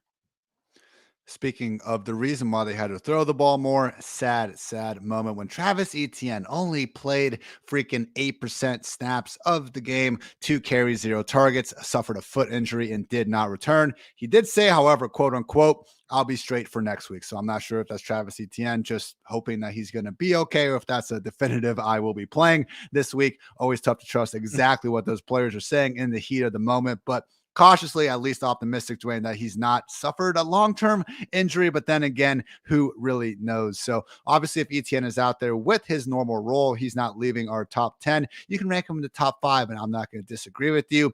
But if he is going to be missing time, today we saw Jermichael Hasty go out there and have a featured role, 79% snaps, 12 carries, 5 targets, did some okay things. I just couldn't appreciate them because every time he got the ball, I was like, why is that not Travis Etienne right now? The bigger problem could be the fact that they did sign Darrell Henderson over this past week. So, man, in my RB column, I have a handcuff index. I update every single week, and I've been real hesitant to put Jermichael Hasty up there at all. It's similar to me as like Matt Breida with the Giants, where you do see them working as the clear-cut number 2 behind the starter. You can theoretically get behind them having a 3-down, skill set.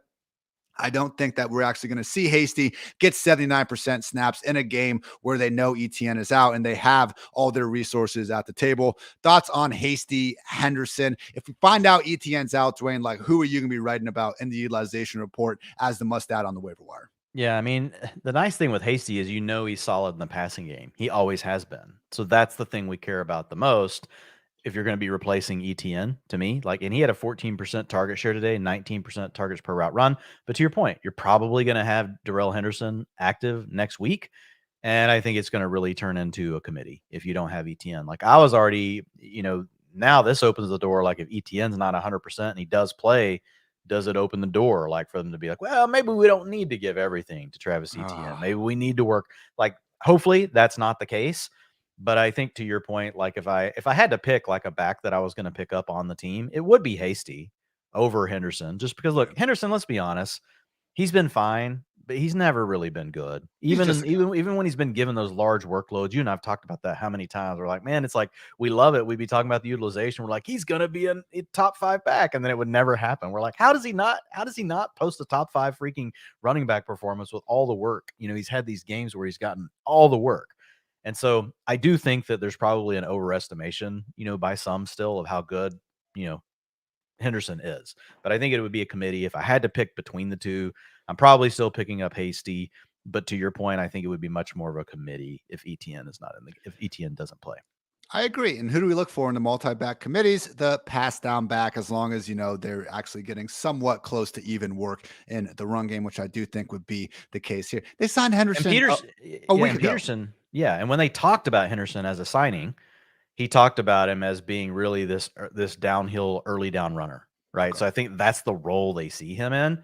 So I would think if they had to split, he's playing more with what we saw with James Robinson early in the season, and maybe Hasty's taking the role we saw ETN in earlier on in the season.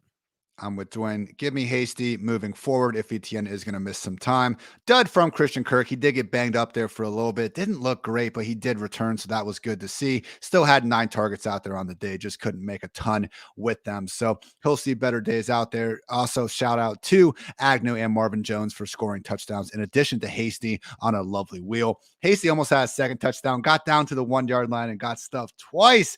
Hate to see that, but did not stop the Jaguars from scoring out there. On the Ravens, actually, final note. My God, Dwain, that Jaguars mascot. What the hell? Way to take over Twitter with that American Speedo. What a freaking dude. And the celebrations after that touchdown, man.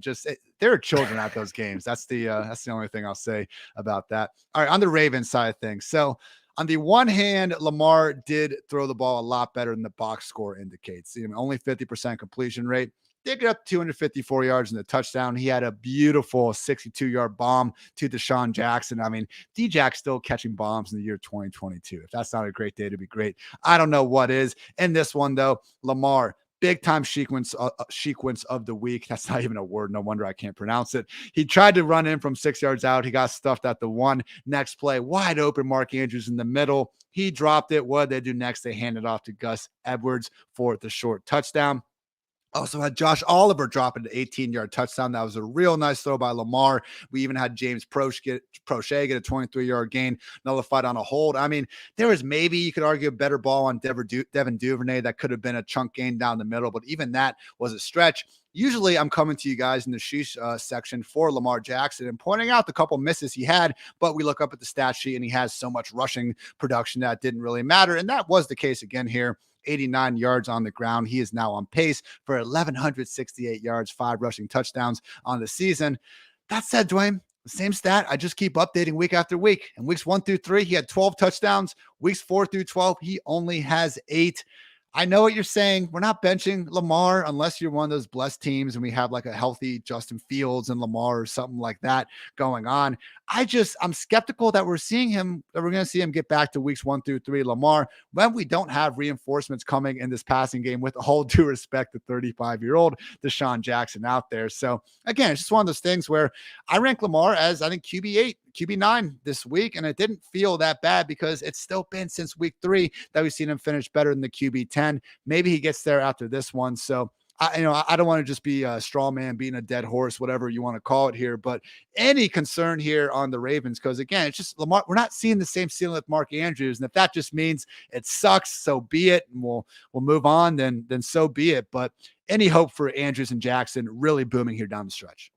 Yeah, I think Andrews is going to be fine. Like if somebody's panicked about it, and for some reason your league doesn't have a trade deadline, like I would trade for both of these players. Like Lamar Jackson, I mean, look, 89 yards rushing today. Like that's really all you need to know. Like that's the cheat code for fantasy. So it doesn't really matter. Like he's going to be most likely top 6, top 8 quarterback the rest of the way. And if he starts scoring rushing touchdowns, like we're going to suddenly look up and be like, oh, wow, Lamar Jackson's number 3. Oh, wow, Lamar Jackson had a QB1 finish. It's the same thing that we went through with Justin Fields for a period early in the season, and everybody hated him, and then all of a sudden, oh, now we all love Justin Fields. Like he has the skill set to do it. Like the Ravens, they've got problems. Yes. Like, we talked about it last week. Demarcus Robinson probably was fool's gold. Like it's just a guy that's never been able to demand a lot of targets for his career, had several good weeks, was looking solid. And so Robinson was a guy that, had scored some fantasy points and was helping, Lamar Jackson a little bit. But at the time we didn't have Mark Andrews.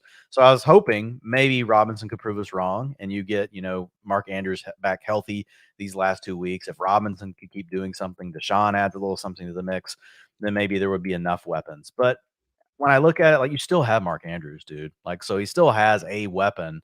I just think Lamar needs to be healthy running the football, and we'll see what happens. If it doesn't work out, it doesn't work out. But like, we know what the ingredients are that you have to have. Do we wish he had better targets? Yeah. Like, I totally wish Rashad Bateman was still healthy. Like, I mean, I wish he had another receiver like Marquise Brown that they trade away, but he doesn't. And we've seen other quarterbacks though overcome this kind of stuff too, that run the ball a lot. We've seen guys without a lot of weapons around them still score highly in fantasy points. We just need the rushing touchdowns from Lamar. Like, if he scores one rushing touchdown today to go with what he had, we have a 28-point performance. He gave us a 22.1 today. So that's the biggest thing that I see. Last note here, the backfield, we did have Gus Edwards back in action. I wasn't sure how much he was going to be out there because there was some one of those rare rap sheet versus Schefter battles with some conflicting information going on with that one.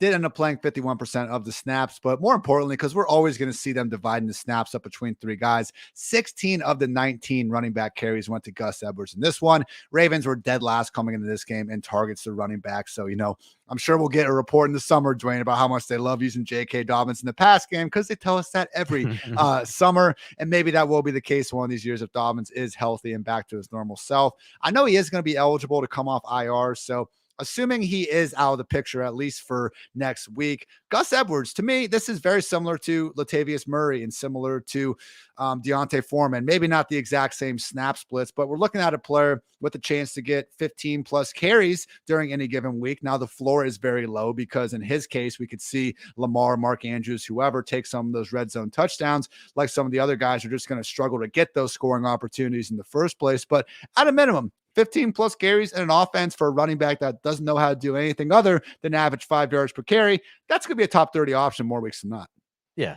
And I think that's a perfect summary. I mean, he's not going to do a lot in the passing game, but we know they're committed to running the ball, and he's going to get, I think like the floor for him right now is probably 11, 12 carries, and that would be a bad game script, right? And a really good game script, like today, it can be 16, 17 carries. So in the middle, I'd say 13, 14 carries a week, like is what you can probably expect, from Gus Edwards.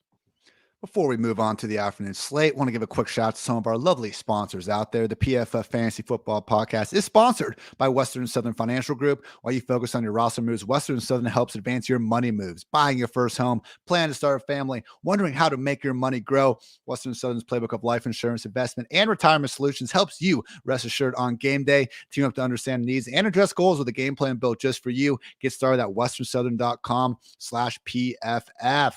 Also, got to give love to our friends over at Manscaped, even if we're doing it on behalf of Ari. So this holiday season, I'll be giving thanks to our friends over at Manscaped. Everyone loves turkey and stuffing, but you'll be looking like dessert. With the help of Manscaped's Performance Package 4.0, the leaders in below-the-waist grooming have blessed you with the ultimate Thanksgiving dinner topic. Tell your in-laws, I guess we'll go Christmas here.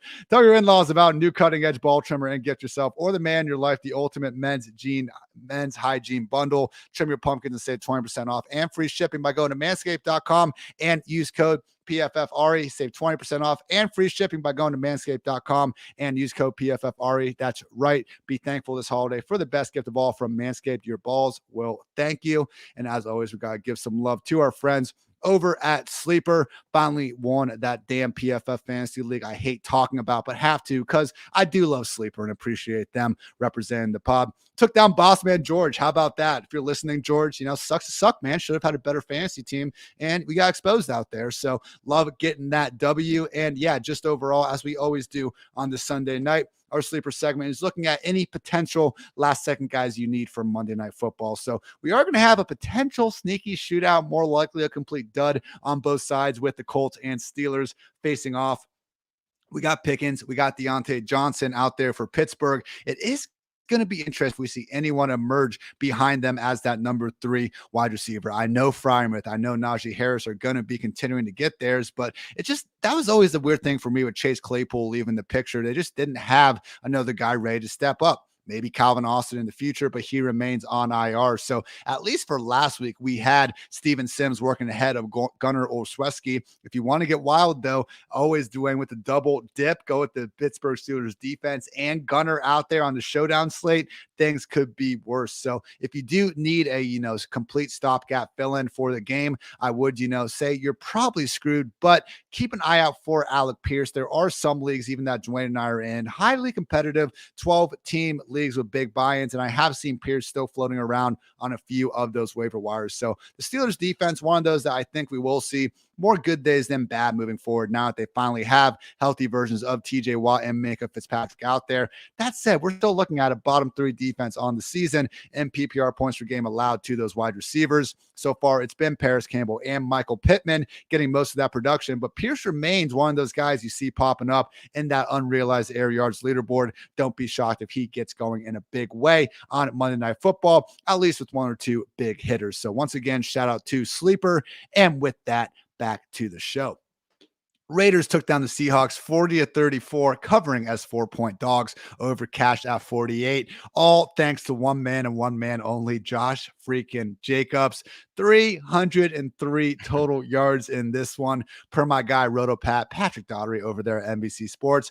That is only the 11th time in NFL history that someone has cleared 300, just the 6th time this century. First guy to do it since Julio Jones blew up back in week 4 of 2016. So Josh Jacobs now leads the NFL in rushing yards. He has a league high 63 missed tackles, 2,293 yards. That's his total yardage pace after 12 weeks of action. So just incredible, Dwain, for a guy that, admittedly hates fantasy football. But guess what, Josh? That won't stop us from loving you if you did happen to draft him, which unfortunately I did not do nearly enough back in August. But hopefully you bought him when we said that he was a solid buy low candidate back in week 3 or whenever that was. So he is the league winner. Yeah. Like of anyone in fantasy football this year. Like he's clearly he's the guy this year. And people were getting him in the 6th and 7th rounds. I know. 8th rounds of drafts. I mean, it's insane. Like how much value there is with this guy. And I mean, nobody wanted him. Nobody wanted Josh Jacobs. I don't know of an analyst that said Josh Jacobs was going to be great. Was there not one running back in New England over the past decade that like McDaniels wanted to just give a decent role to? That's just the only part I don't get of this equation. Yeah, I don't get it either. I think the biggest thing is like we're talking about Amir Abdullah and Brandon Bolden. I don't know, but yeah, I'm with you. But nobody wanted Josh Jacobs. And so it's just that reminder that, he is a former first-round capital guy. Like he is a guy that we've seen play at a really high level in the past. Had a little bit of a down year last year, but just something, it's one of these guys. Like it was silly, Ian, that we ever got to the point where AJ Dillon was going ahead of this guy. Tony Pollard, as much as we love him, and Pollard's had some big games here lately, Tony Pollard should have been drafted ahead of Josh Jacobs. Like, I mean, I don't know. Like I just look back at it now. And we have some really good teams together. Imagine them with Josh Jacobs on them. Like they would be unstoppable. Every night I do, Dwain. Every night. And it's going to be really, we've been fortunate. Like our teams are really good. Like most of our teams will probably make it in the playoffs, but it's going to be hard to beat the team that has Josh Jacobs. Like, because you got him in the 6th or 7th round. And if you drafted well ahead of him, and then now he's like that on a lot of teams, like Josh Jacobs is a flex player. So, I mean, because where you were drafting him. So it's an amazing story, and he is the dude this year, like the absolute steal of the entire fantasy football draft. Man, like, again, I've already said several times this podcast, different places where I'm wrong. I don't think it was the whole industry, Dwain. Where is the person that was like Josh Jacobs is the league winner this year? I just pulled up Roto World. No, there's not one. I mean, but it's just funny, like how we can, and sometimes as much as we research these things, just, stuff happens, I mean, and this is one of those things. That's what makes it so interesting. Like, I can't tell you for sure that there's a big takeaway other than we've seen multiple years in a row, like some of these guys that have been former, first round picks, all of a sudden, boom. The year before it was Leonard Fournette, James Conner. Now he was a 2nd or 3rd round pick. James Conner last year. And I went back and I was looking back at a lot of these guys that end up booming, and we let them slide down the draft board. Now injuries usually come into play to opening the door for those. Josh Jacobs has just kind of taken the role, but almost all of them were former first-round picks. So, like, the talent profile was definitely there. It's something we can look at more in the offseason. I don't know for sure that there's a huge takeaway with Josh Jacobs, but it's definitely fascinating. No, it's similar to, I think, the Antonio Gibson takeaways, where he has had some quality weeks. Where when you have a running back that I don't want to overuse the theoretical 3-down RB idea, but we've known Jacobs can do all three facets of the game at a high level, and that's what we're seeing this year. But I'm just laughing because I pulled up his Roto World news page, and like, here are the three blurbs in the middle of August. August 8th, Raiders head coach Josh McDaniels said the team is not trying to trade Josh Jacobs. That's where the media's mind was at after that Hall of Fame game. August 12th, SI reports that Amir Abdullah is expected to play the James White role, and he has been a camp revelation. And then 2 weeks later, Paul Gutierrez, ESPN, and I'm sure Paul was working with the best information he had, but the expectation was he was going to be in a committee with Abdullah, Zamir White, and Brandon Bolden. And again, looking back at what McDaniels had done in the past, hey, whatever. Josh Jacobs, hell of a game, hell of a season. Not too much else going on here. I mean, he was even banged up. Like, he got ruled questionable at the end to come back. We know he was a late week addition on Friday, and it just didn't matter at all in the usage. So Josh Jacobs, fantastic game, and really prohibited any of the other Raiders from doing too much out there. Foster Moreau could have had another 20-yard game, but it got overthrown. Devontae Adams had another 20-yard potential game, got skipped in. But yes, just really was the Josh Jacobs game here. On the Seattle side of things, still 34 points and got it done, even with Kenneth Walker having another dud in terms of efficiency. Luckily, did find the end zone twice, so wasn't too much of an issue at all. That said, just 43 rushing yards on his last 24 rush attempts. Dwain, I was a little bit worried seeing Travis Homer and DJ Dallas combined for 4 targets, only 1 for Kenneth Walker, but looking at that 71% snap rate for Kenneth Walker, it looks like this was just a little bit bad luck in the passing game. He still is their fairly undisputed 3-down workhorse. Is that what you saw, or was there any changes coming out of the bye? No, I mean, he's been giving away, on long down and distance. He's playing some of it, right? And he's played some of the 2-minute offense as well. He did give away some of that today, but he still had a 62% route participation. That's really good. And so that number continues to hang in there. So on first and second down, they're finding a way to get him out into the passing routes. Didn't have that many targets today, but yeah, I think he's fine. His first touchdown run, was just, typical, just great run by Kenneth Walker. It was so good. Dude, it was like the first or second play they had. I thought he was about to go for 400. Me too. Yeah, after seeing the first play, I didn't think there was any way that he'd finish up with 26 yards, but he also had one carry that was minus 13 by itself. So he got stuffed immediately as soon as the ball was handed to him. I don't know if you saw this play. And then, typical Kenneth Walker fashion, he's kind of like doing the Barry Sanders thing. He's like still on his feet and he's like, okay, I'm going to make this happen. And he just takes off running all over the place. He ends up losing 13 yards on the play. Not that it would have helped a ton, but it would have been 39. It would have been 14 carries for 39 yards, right? If not for that play. Final notes here on the Seahawks. Geno did find his way to get to 328 yards and a pair of touchdowns. So even in the, quote unquote disappointing performance, and we now see the Seahawks slipping down to 6-5, maybe being a little bit more like the middling team we expected coming in this year. Good to see that even if they are regressing in terms of wins and losses, we're still seeing them put up some fantasy friendly numbers. Both Metcalf and Lockett had solid days at the office. 15 targets for DK Metcalf. Caught 11 of them for 90 yards. Lockett had 68 yards and a tutty in his own right. Could have been a little bit bigger. Did drop one of those moon balls down the sideline that could have been good for another 30 or so yards. What I found interesting, though, on this season, Metcalf has 92 targets, 59 catches, 671 yards, 4 touchdowns. Lockett, 73 targets, 19 fewer targets, yet he only has 2 fewer catches. He actually has 38 more yards, and he has 2 more scores. So it's one of those things, Dwayne, where like Lockett, we look at the guys like we're picking Metcalf over Lockett a million times out of a million if we're playing playground football, but Lockett's been better this year, and we just need to, we're starting both of them, so it's kind of a moot point. But Tyler Lockett, my God, people owe him some apologies for thinking this dude was a product of Russ. My goodness, Dwayne. But yeah, playing great. Anything else to add in the Seahawks? No, but I do think this is a good game for Geno, despite, from a fantasy perspective. Look, it's really hard. Not very many quarterbacks right now are able to put 300 yards passing up, especially the pocket passers.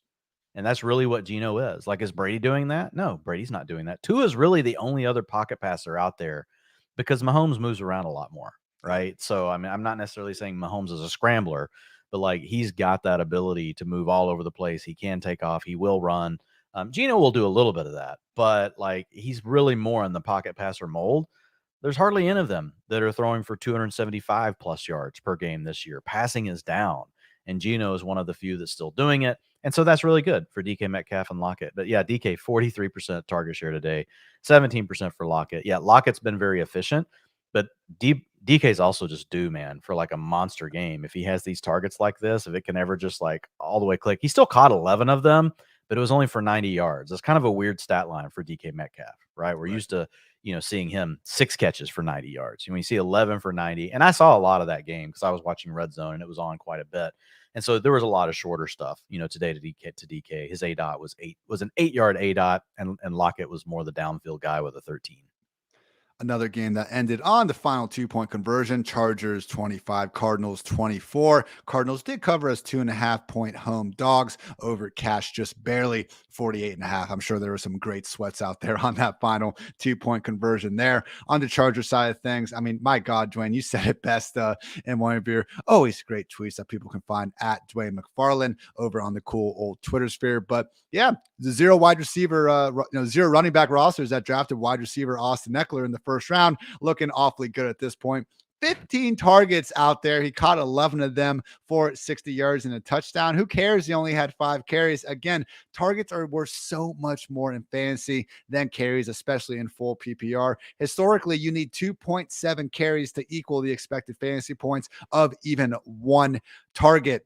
On pace this year to catch 124 passes. I mean, Eckler just continuing to absolutely ball out. Almost had a second touchdown, got open in the back of the end zone from 8 yards out. Herbert just skipped it in. So focusing more, I think, on the more actionable stuff here. Again, great game from Justin Herbert. 3 passing touchdowns for the first time since week 2. Went out there, won the game when it mattered. Again, you see why everyone lauds the dude. Yeah, you can bring up his career wins-loss record, but watch the freaking dude play football. I think anyone can agree he has a bright future, and he's already been making plenty of great plays in his young career.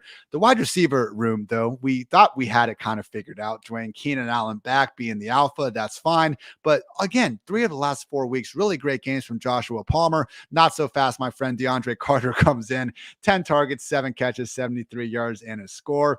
Now, we did have Gerald Everett back in this game as well, so I think seeing Palmer go down from his double-digit targets to 7 isn't the biggest deal, but did we see anything usage-wise to expect, a downgrade in the future for Joshua Palmer as long as Mike Williams remains out? And did we see Keenan Allen get back to a full-time role? Because again, I'm just trying to figure out how DeAndre Carter led this freaking offense in receiving this week. It's just one of those things that happens. Carter was the 3rd receiver today. Josh Palmer had 100% of the route participation. Keenan Allen had a 93% route participation, and DeAndre Carter had an 84%. So it just sometimes works out that way. You're in a pass-heavy offense. They drop back to throw the ball 83% of plays today. So think of some of the other teams we've talked about today that drop back to pass 30%, 83% of the time today. So a lot of pass attempts, and that's what we've seen from the Chargers offense. They're going to throw the ball a lot. But from Keenan's perspective, it does look like he's fully healthy. 16% target share today. That's not something that I think you're going to see all the time. Still ended up with 7 targets, 5 catches, 49 yards, and a touchdown. I think Keenan will have a big game coming. You were still fine. You got 15.9 PPR points out of Keenan Allen today. So there's quite a few receivers out there that scored less than that. Like Palmer, I just felt he was kind of due to regress. He hasn't really been he's been playing better, to your point, the last several weeks. So we'll see what happens from here, but his role is not in any sort of danger. He was out there plenty. So if you believe in Josh Palmer and you don't have Mike Williams out there next week, he's going to be a guy you should just start again. I will say real quick, last thing on the Chargers that I have here, I'll mention Gerald Everett first. We've talked about this with him all year. For whatever reason, they rarely give him the 80% route participation, only 60% today. I don't get it. I don't understand it. It's not like you're asking somebody. It's not like, well, we can't have him out there because we want to run the ball. No, you don't. You don't ever run the ball. So why not just have Gerald Everett out there all the time? Because you got to have Trey McKitty. Trey McKitty needs to be on the field. You beat me to it today. 60% route participation for Everett. And then the last thing I'll mention with the Chargers, we didn't know for sure what would happen. We knew Joshua Kelly was coming back this week. We've talked about Isaiah Spiller over the last several games, really kind of taking over that number 2 role behind Austin Eckler, which made him a guy that, if you had room in a deep league, you could just throw Spiller on the bench. We would see what would happen once Kelly came back. They really split that. So 18% of the rushing attempts went to Josh Kelly.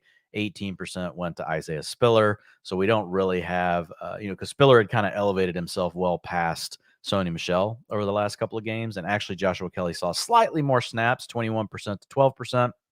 So it does look like, and you've mentioned this before, that it probably would be a committee if something happened to Austin Eckler. So just a little bit less intrigue, in the backup now in this backfield. We were just kind of hoping maybe we would see Kelly come back and it would still just be Spiller, and we would know he would be the guy if Eckler went down. That's just not the case. On the other side of the ball, Kyler Murray, one of his best games of the year, probably got to go all the way back to that Raiders performance to find a game where he looked as, dominant as he did here for stretches. 56 rushing yards and a score on the ground. I mean, they were designing stuff for him really from the first drive of the game. So good to see him just fully back to full health. And yeah, he's Kyler Murray, even if he's not going to be flirting with the sort of Josh Allen overall QB1 ceiling that, to be fair, he has shown for stretches of past years. Even if those good days are potentially gone this year, still someone that even during his struggles during the first 8-9 weeks of the year, you looked up and he was still a top 8 fantasy quarterback. He did start getting his weapons back here. Marquise Brown, 6 catches, 46 yards. Of course, DeAndre Hopkins continues to do king shit. Man, you look at this now, 1, 2, 3, 6 straight games now. Hopkins has been out there, 103 yards, 159 yards and a touchdown. His dub was 36 yards and a touchdown. That was the game where he should have had 2 if Robbie Anderson knew how to stay still on the freaking snap. 98 yards, 91 yards again in this one, 87 and a touchdown. So, Dwain, I guess the only question is, how concerned are you that Marquise Brown came back and did work ahead of Hopkins from a target standpoint? Now, it was those two together at the top. Hollywood had 8, Hopkins had 6. Nobody else had more than 3. So I can live with that, but we could see Rondale back after the bye. Do you think Hopkins has played his best ball, or are we just looking at an every week upside wide receiver 1? I tend to think it's the latter, man. He looks honestly better after the catch this year than he did last year. I said it once, I'll say it again. I want whatever PEDs this dude was on last year because clearly they worked. Yeah, no, I don't think there's any worry with Hopkins. I think, when you have another guy like Marquise Brown that we know can demand, big target shares as well, obviously it makes it a little bit more dangerous. The main thing, today is we saw the team only drop back to pass 52% of the time. Really, the Cardinals have had to be pass heavy, but they actually led a lot in the game today, and it allowed them to be more balanced on offense, which ended up not necessarily being a bad thing. It still came through in efficiency. You still had DeAndre Hopkins come through and make a big play, run after the catch to score a touchdown early in the game. So I think they'll be fine. It takes a little bit of edge off of each one of them. I don't think, it's going to be tough to be like at a 30% target share every single week, right? When you have another play on your team that can do it. You did also have Rondale Moore out today. So Marquise Brown returned. Cliff Kingsbury said he'd be on a snap count. Cliff Kingsbury is full of shit about everything that he says. 97% route participation today for Marquise Brown. So he basically didn't come off the field. 31% target share. Didn't come through in the box score, 10.6 points. But you should feel really great about that. Now you get the Cardinals with a bye next week. So he should be super healthy by the time they come back in week 14. And basically the Cardinals have got to win out. Like if they want any. Now they play in a division that's pretty shaky. The 49ers are kind of starting to get rolling, although we'll talk about them here in a bit. But it's going to be pretty much Brown and Hopkins. We will get Rondale Moore back. He didn't play as well today, so it will be kind of interesting, but we know Zach Ertz is out for the year. But I would expect it to be Brown and Hopkins as the top 2 guy. They may rotate kind of back and forth each week. And then, you'll have a sprinkle of Rondale Moore. Trey McBride was out there with a 71% route participation. That is encouraging. He had a 12% target share today, which wasn't bad, but it's just tough to really think that there's going to be a lot left for Trey McBride, like once you have Rondale Moore as well. You got Rondale Moore, Marquise Brown, DeAndre Hopkins, and James Conner's not a zero in the passing game. Today, he had a 12% target share. I'll end with him, and then you can say whatever you want about the Cardinals. But, man, James Conner, like in the last several games, you kind of got to throw out the end of last game because they were getting blown out, and they just pulled him off the field. Like, nobody has better utilization in the league right now than James Conner. 97% snap rate today. Like, I don't know if he can hold up to this. It's a lot. It's a huge workload. 81% of the rushing attempts, 97% snap rate. You don't need to hear me say anything else. He never, ever leaves the field. He has everything, but 25 carries today, man. 120 rushing yards, came through with the receiving touchdown. So James Conner, if you drafted him, it has not been an easy year. You've had to wait. But over the last 2 to 3 weeks, like, he's been a pretty viable fantasy asset. He's looking more like that low-end RB1 now. We talked about moving him into that mid-range RB2 a couple of weeks ago, but I think now at worst, you got to look at him as a high-end RB2, low-end RB1 is kind of where James Conner's falling. I know it's the Chargers, but also eye test. I thought this was his best game of the season by Yes. far. Really running, violently. Had the nice touchdown catch where he ran through a Kenneth Murray tackle at the goal line. And the usage has not been this high for the whole season, but still pretty damn good, man. 7 non-injured games, combined carries and targets, 16, 18, 18, 12, 24, 19, and 28. So really starting to ramp up after that injury. And I don't think it's a coincidence when they get rid of Eno Benjamin, allow him to walk to Houston. Darrell Williams goes on the IR. I mean, Keontae Ingram, Dwayne, how confident would you be in him seeing something, maybe not 90, but he's one of those low-key handcuffs out there where, let's face it, James Conner is healthy right now. I'm knocking on wood. I hope that he remains healthy. We have him on 1 or 2 squads out there, hoping to do some big things down the stretch. But man, if you look at the potential upside handcuffs, because this was one of the articles I'm very happy I did in the summer because it's helped us out with a few of these situations, but the Cardinals and Cliff Kingsbury have been one of these only teams willing to give their starting running back, whoever it is, this sort of hefty workload. So Keontae Ingram for the deeper leagues out there, man, worst handcuffs to grab out there. Yeah, for sure. I wrote about him in the newsletter over at Fantasy Life 2 weekends ago. I wrote about him and Isaiah Spiller. Like that was the too expensive for any of us to read, Dwayne. Will you get that through your head?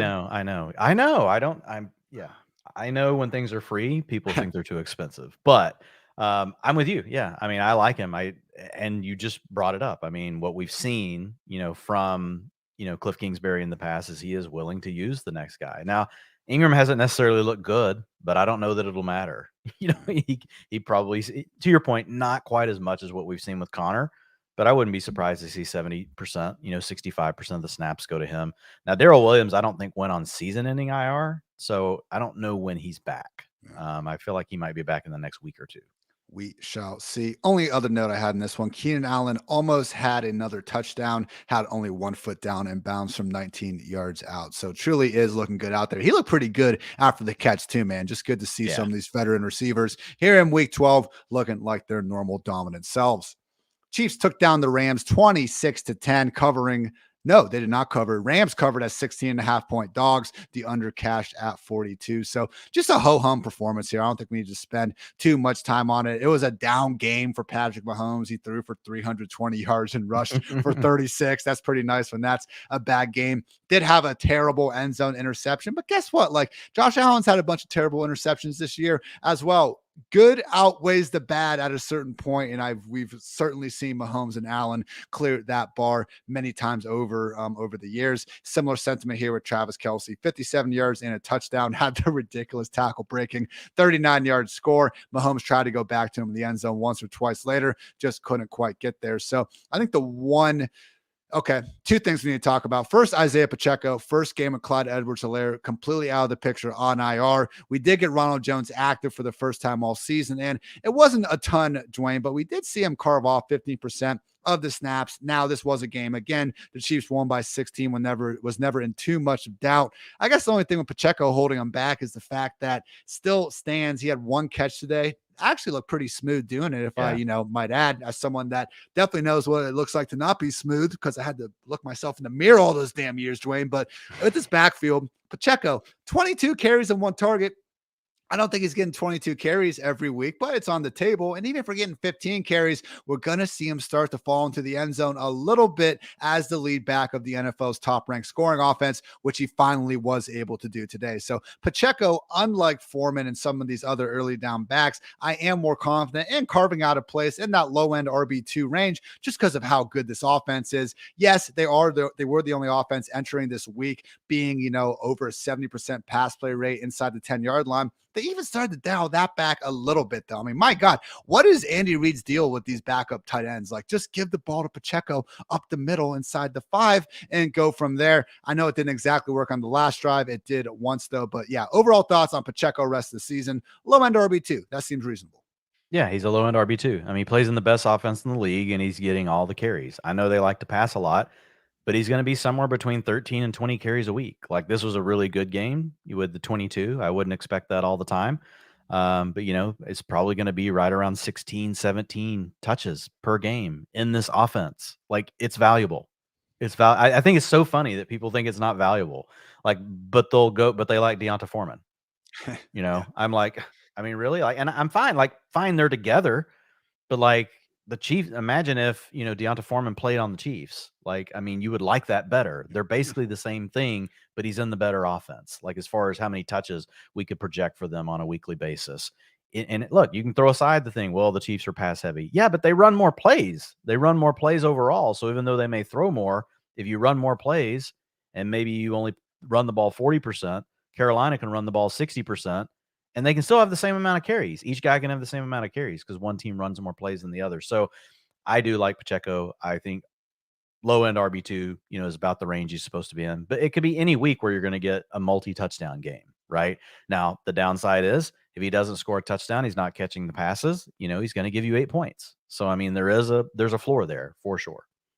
Now, the other thing is Juju Smith-Schuster, Yeah. only 3 targets out there. This was his first game back from injury, but when it's a concussion, you clear the protocol. Like, I expect if you're out there that you're back to your full-time role. This isn't like a knee or an ankle or a thing to mess with. So on the one hand, Dwain, it was his first game back from injury. Maybe they were easing him back in, but because of the exact injury, that just doesn't make all that much rational sense to me. We continue to see Jody Fortson, Noah Gray, all these multiple tight ends involved, and they seem to go out of their way to go with MVS, Sky Moore, and Justin Watson in the red zone. It sure seems like the Mecole Hardman, the Kadarius Toney role has now been passed down to Sky Moore. So what did we see overall from a route participation standpoint with these ever pretty annoying Chiefs wide receivers, albeit, we will see some nice production out there from time to time.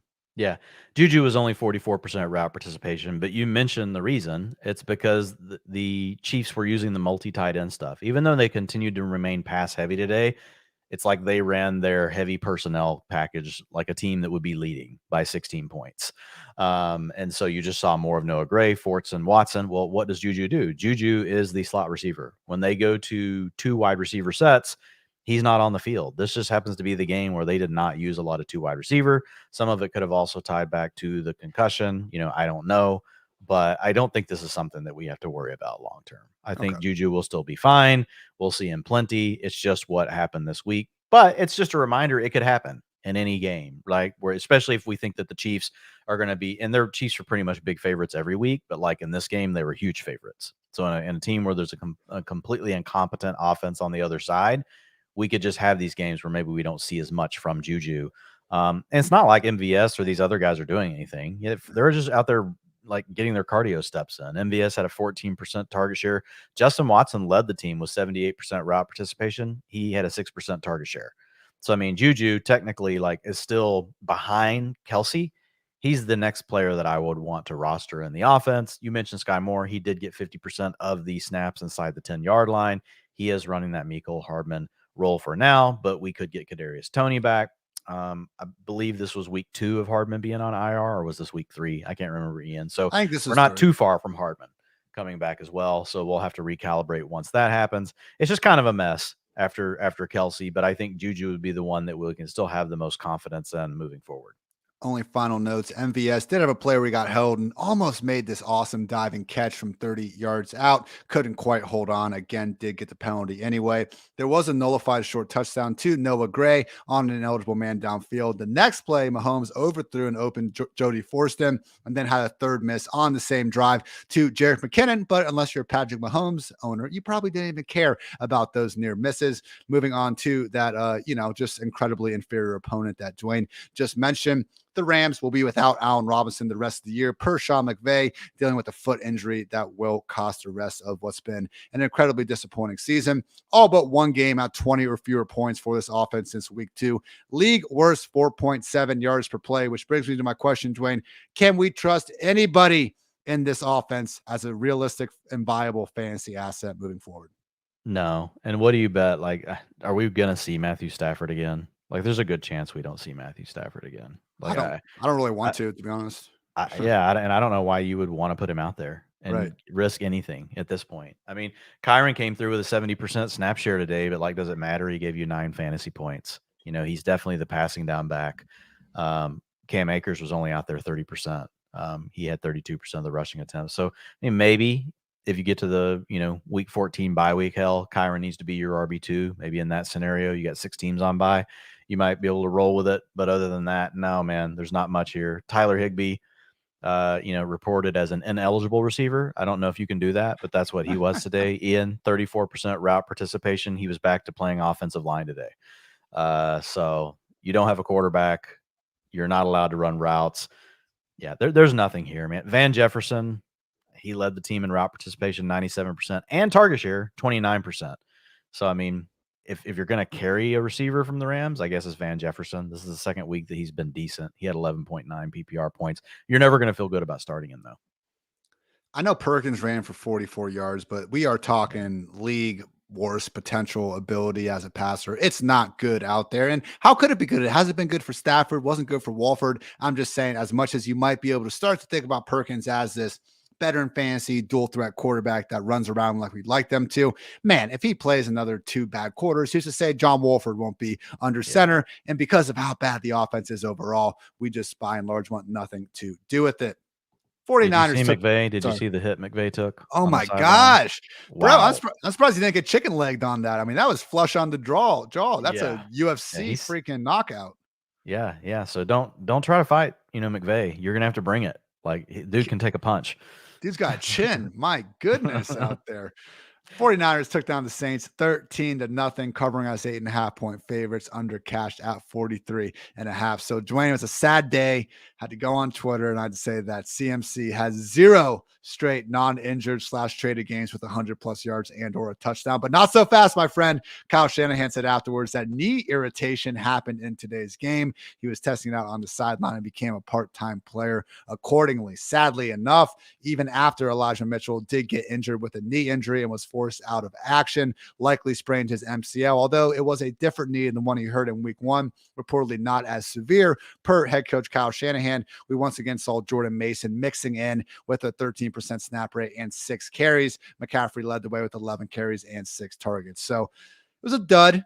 17 combined carries and targets, still pretty decent. But hey, man, these are the types of games that can happen when the elite efficiency and usage isn't quite there for the guy, which, Dwain, I know you've been awfully vocal about on the old Twitter sphere and over at MB FantasyLife as being a realistic issue. So look, we're still starting McCaffrey next week and the week after and the week after that. No one's debating that. But in terms of there now actually being a little bit of a low floor here, potentially, that was on the, obviously, what we saw today. So thoughts on McCaffrey's performance and what you think of him moving forward if this usage persists? Well, I mean, if he's healthy and if Elijah Mitchell's out, we may be okay, because the one game where we got true, 100% fully unleashed Christian McCaffrey, where he went nuts with the 49ers, was the week after so the first week, he was just learning the playbook, but that next game, he did not have Elijah Mitchell in the way and he went nuts. So maybe there's a chance. And Tyrion Davis-Price was available for that game. Jordan Mason was available for that game. Hell, I think Jeff Wilson was available. I don't think Jeff Wilson had been traded yet at that point. So I feel like if Elijah Mitchell's out, I don't know that Tyrion Davis-Price is going to get the same treatment. Jordan Mason was the guy that's active today because he plays special teams. But I think Tyrion Davis-Price is now, if you're looking at someone to pick up, like if we hear all of a sudden Elijah Mitchell's going to be out for 3 weeks or something like that, I do think TDP would be the next guy in line. But I'm not so sure that he would keep McCaffrey off the field. Elijah Mitchell's been a good player. Like Tyrion Davis-Price, we don't know. We don't know if he's going to be a good player. So I think this could end up ultimately helping McCaffrey, fantasy managers. Hopefully, you made your way into the playoffs this weekend. I have like 7 McCaffrey teams. I think maybe half of them will make it through. Like, just with the points that we got, I got from him today, like it wasn't enough. Like I've got a McCaffrey team that me and John Daigle have. And it's funny because Daigle's one of the people being like, man, stop bitching about McCaffrey. And I need to send him a tweet now, dude. McCaffrey just cost us like $1,000. With the rest of the players out here, I mean, Juwan Jennings scored the offense's only touchdown, so that can just kind of tell you how this went for everybody involved. Good to see Brandon Ayuk, have team high 8 targets and get 65 yards. I mean, he continues to show just how damn talented he is. Brandon Ayuk now turning into like the poster child for, man, give this dude 150 targets somewhere. It's so frustrating having to see him work behind, several other players who deserve their own targets. Again, we just want all that concentrated volume as possible in fantasy land. Unfortunately, not quite getting it in San Francisco. So duds really all around. I would not expect that to continue more weeks than not. Could have been a bigger game. I mean, Elijah Mitchell had a 32-yard touchdown nullified on a hold that, to be fair, I do think was a pretty soft call there on George Kittle. And then we also had a play where Jimmy went to Juwan Jennings out in the flat, and they showed him, man, same exact route combination, like Jennings and CMC ran the same thing. And whatever the read was, Jimmy had to look at Jennings first. So I'm not doubting that he made the wrong read here or anything. Only Jimmy and the 49ers know that.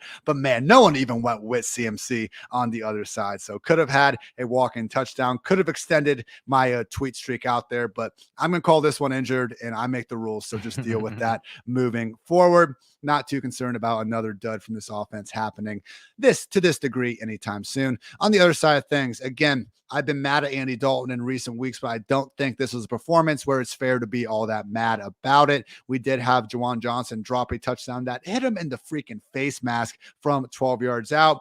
Juwan Johnson has scored 5 touchdowns in his last 5 games before this, so don't be too hard on the guy, but just realize that happened. And Alvin Kamara caught a short dump off, got down the 1-yard line, and then pulled a Melvin Gordon and fumbled that football as well. Lost 2 fumbles on the day. Just waiting to see Kamara get back in that groove, man. He had the RB1 overall finish in week 8. Since then, has 4 straight games outside the top 15 running backs. So really in this offense, man, the top performer from start to finish has been Chris Olave, and he should have had an even bigger game out here. 62 receiving yards. He had a 30-yard catch from Taysom where he took 3 steps and then they ruled it incomplete. Yeah, I don't know how does that get overturned? Like ridiculous. Yeah. I thought, we had finally cleared up some of the catch stuff and I was feeling better. And then the last 3 weeks have been terrible. Like, I'm like, what the hell? Like on Thursday, we had the Hunter Henry thing. Dez was going nuts. Oh, yeah. He should have been. I mean, golly. Anyway, so yeah. But Olave's great, man. 32% target share, 50% of the air yards. He's still going to be fine. It's hard to really trust anyone else in the offense besides. You're going to use Kamara, right? You're going to play him. He left the game for a little bit at the end of the contest whenever he fumbled, basically at the goal line. I don't know if that was a pride injury thing or he really was hurt, but he did come back in the game. He had a 23% target share today. So like it was positive for Kamara. He had 7 targets, 6 receptions, 37 yards. Hopefully we'll see some better days from him in the future. It was a tough matchup though. You're playing the 49ers defense that's pretty much healthy now. Like we had a 3-game stretch or so there where the 49ers were basically missing everyone, and they are really healthy at this point. So they're a lot to handle. Especially for an offense like the Saints that don't, they're fine, but it's not an offense with, a lot of weapons. It's not an offense that is highly creative or anything like that. That's going to really challenge you. It's basically like you said, it's Olave running around doing everything he can, and then Kamara doing his thing. Yeah, Kamara, even like Deebo Samuel, who had a pretty disappointing one out here. He's dealing, I know, with a hammy injury. Yeah. Saw him getting worked out as well. But they're kind of like down with the ship players, Dwayne. Like it's been disappointing. I get it, but we're starting him no matter what. So moving on. Juwan, I will say, it was his lowest route participation in a while, 54%. I don't know what's going on with that. But you saw just a little bit less work for him today. Final notes here. Sunday Night Football. Eagles took down the Packers 40-33. This was a fun one. The Eagles did manage to cover as 6.5-point favorites. The over was 46.5, which was done by the end of the first 30 minutes in this game. So Jalen Hurts, just absolute king shit. 157 rushing yards, 153 passing yards. Did throw a pair of scores, one each to AJ Brown and Quez Watkins. So the only issue I have with this offense is they keep putting Kenneth Gainwell in like inside the 10-yard line, which I don't get. Him or Boston Scott always taking away at least 1 or 2 rushing touchdowns. But you know what, man? Beggars can't be choosers. We did see Miles Sanders get back on track in a big way, 143 yards and 2 touchdowns on the ground. Even caught 3 passes and looked reasonable doing it, which is saying a lot for Miles Sanders. In 2021, he had 0 touchdowns on 163 touches. In 2022, 8 touchdowns on 179 and counting. So awesome touchdown regression for Sanders this year. But that said, going to continue to be a low-end RB2. Miles Sanders, Isaiah Pacheco. Have we ever seen them in the same room? Scholars debate. But just any thoughts, Dwayne, on this Philadelphia Eagles offense? They're awesome. They were awesome tonight. Hopefully you have a lot of them on your fantasy team.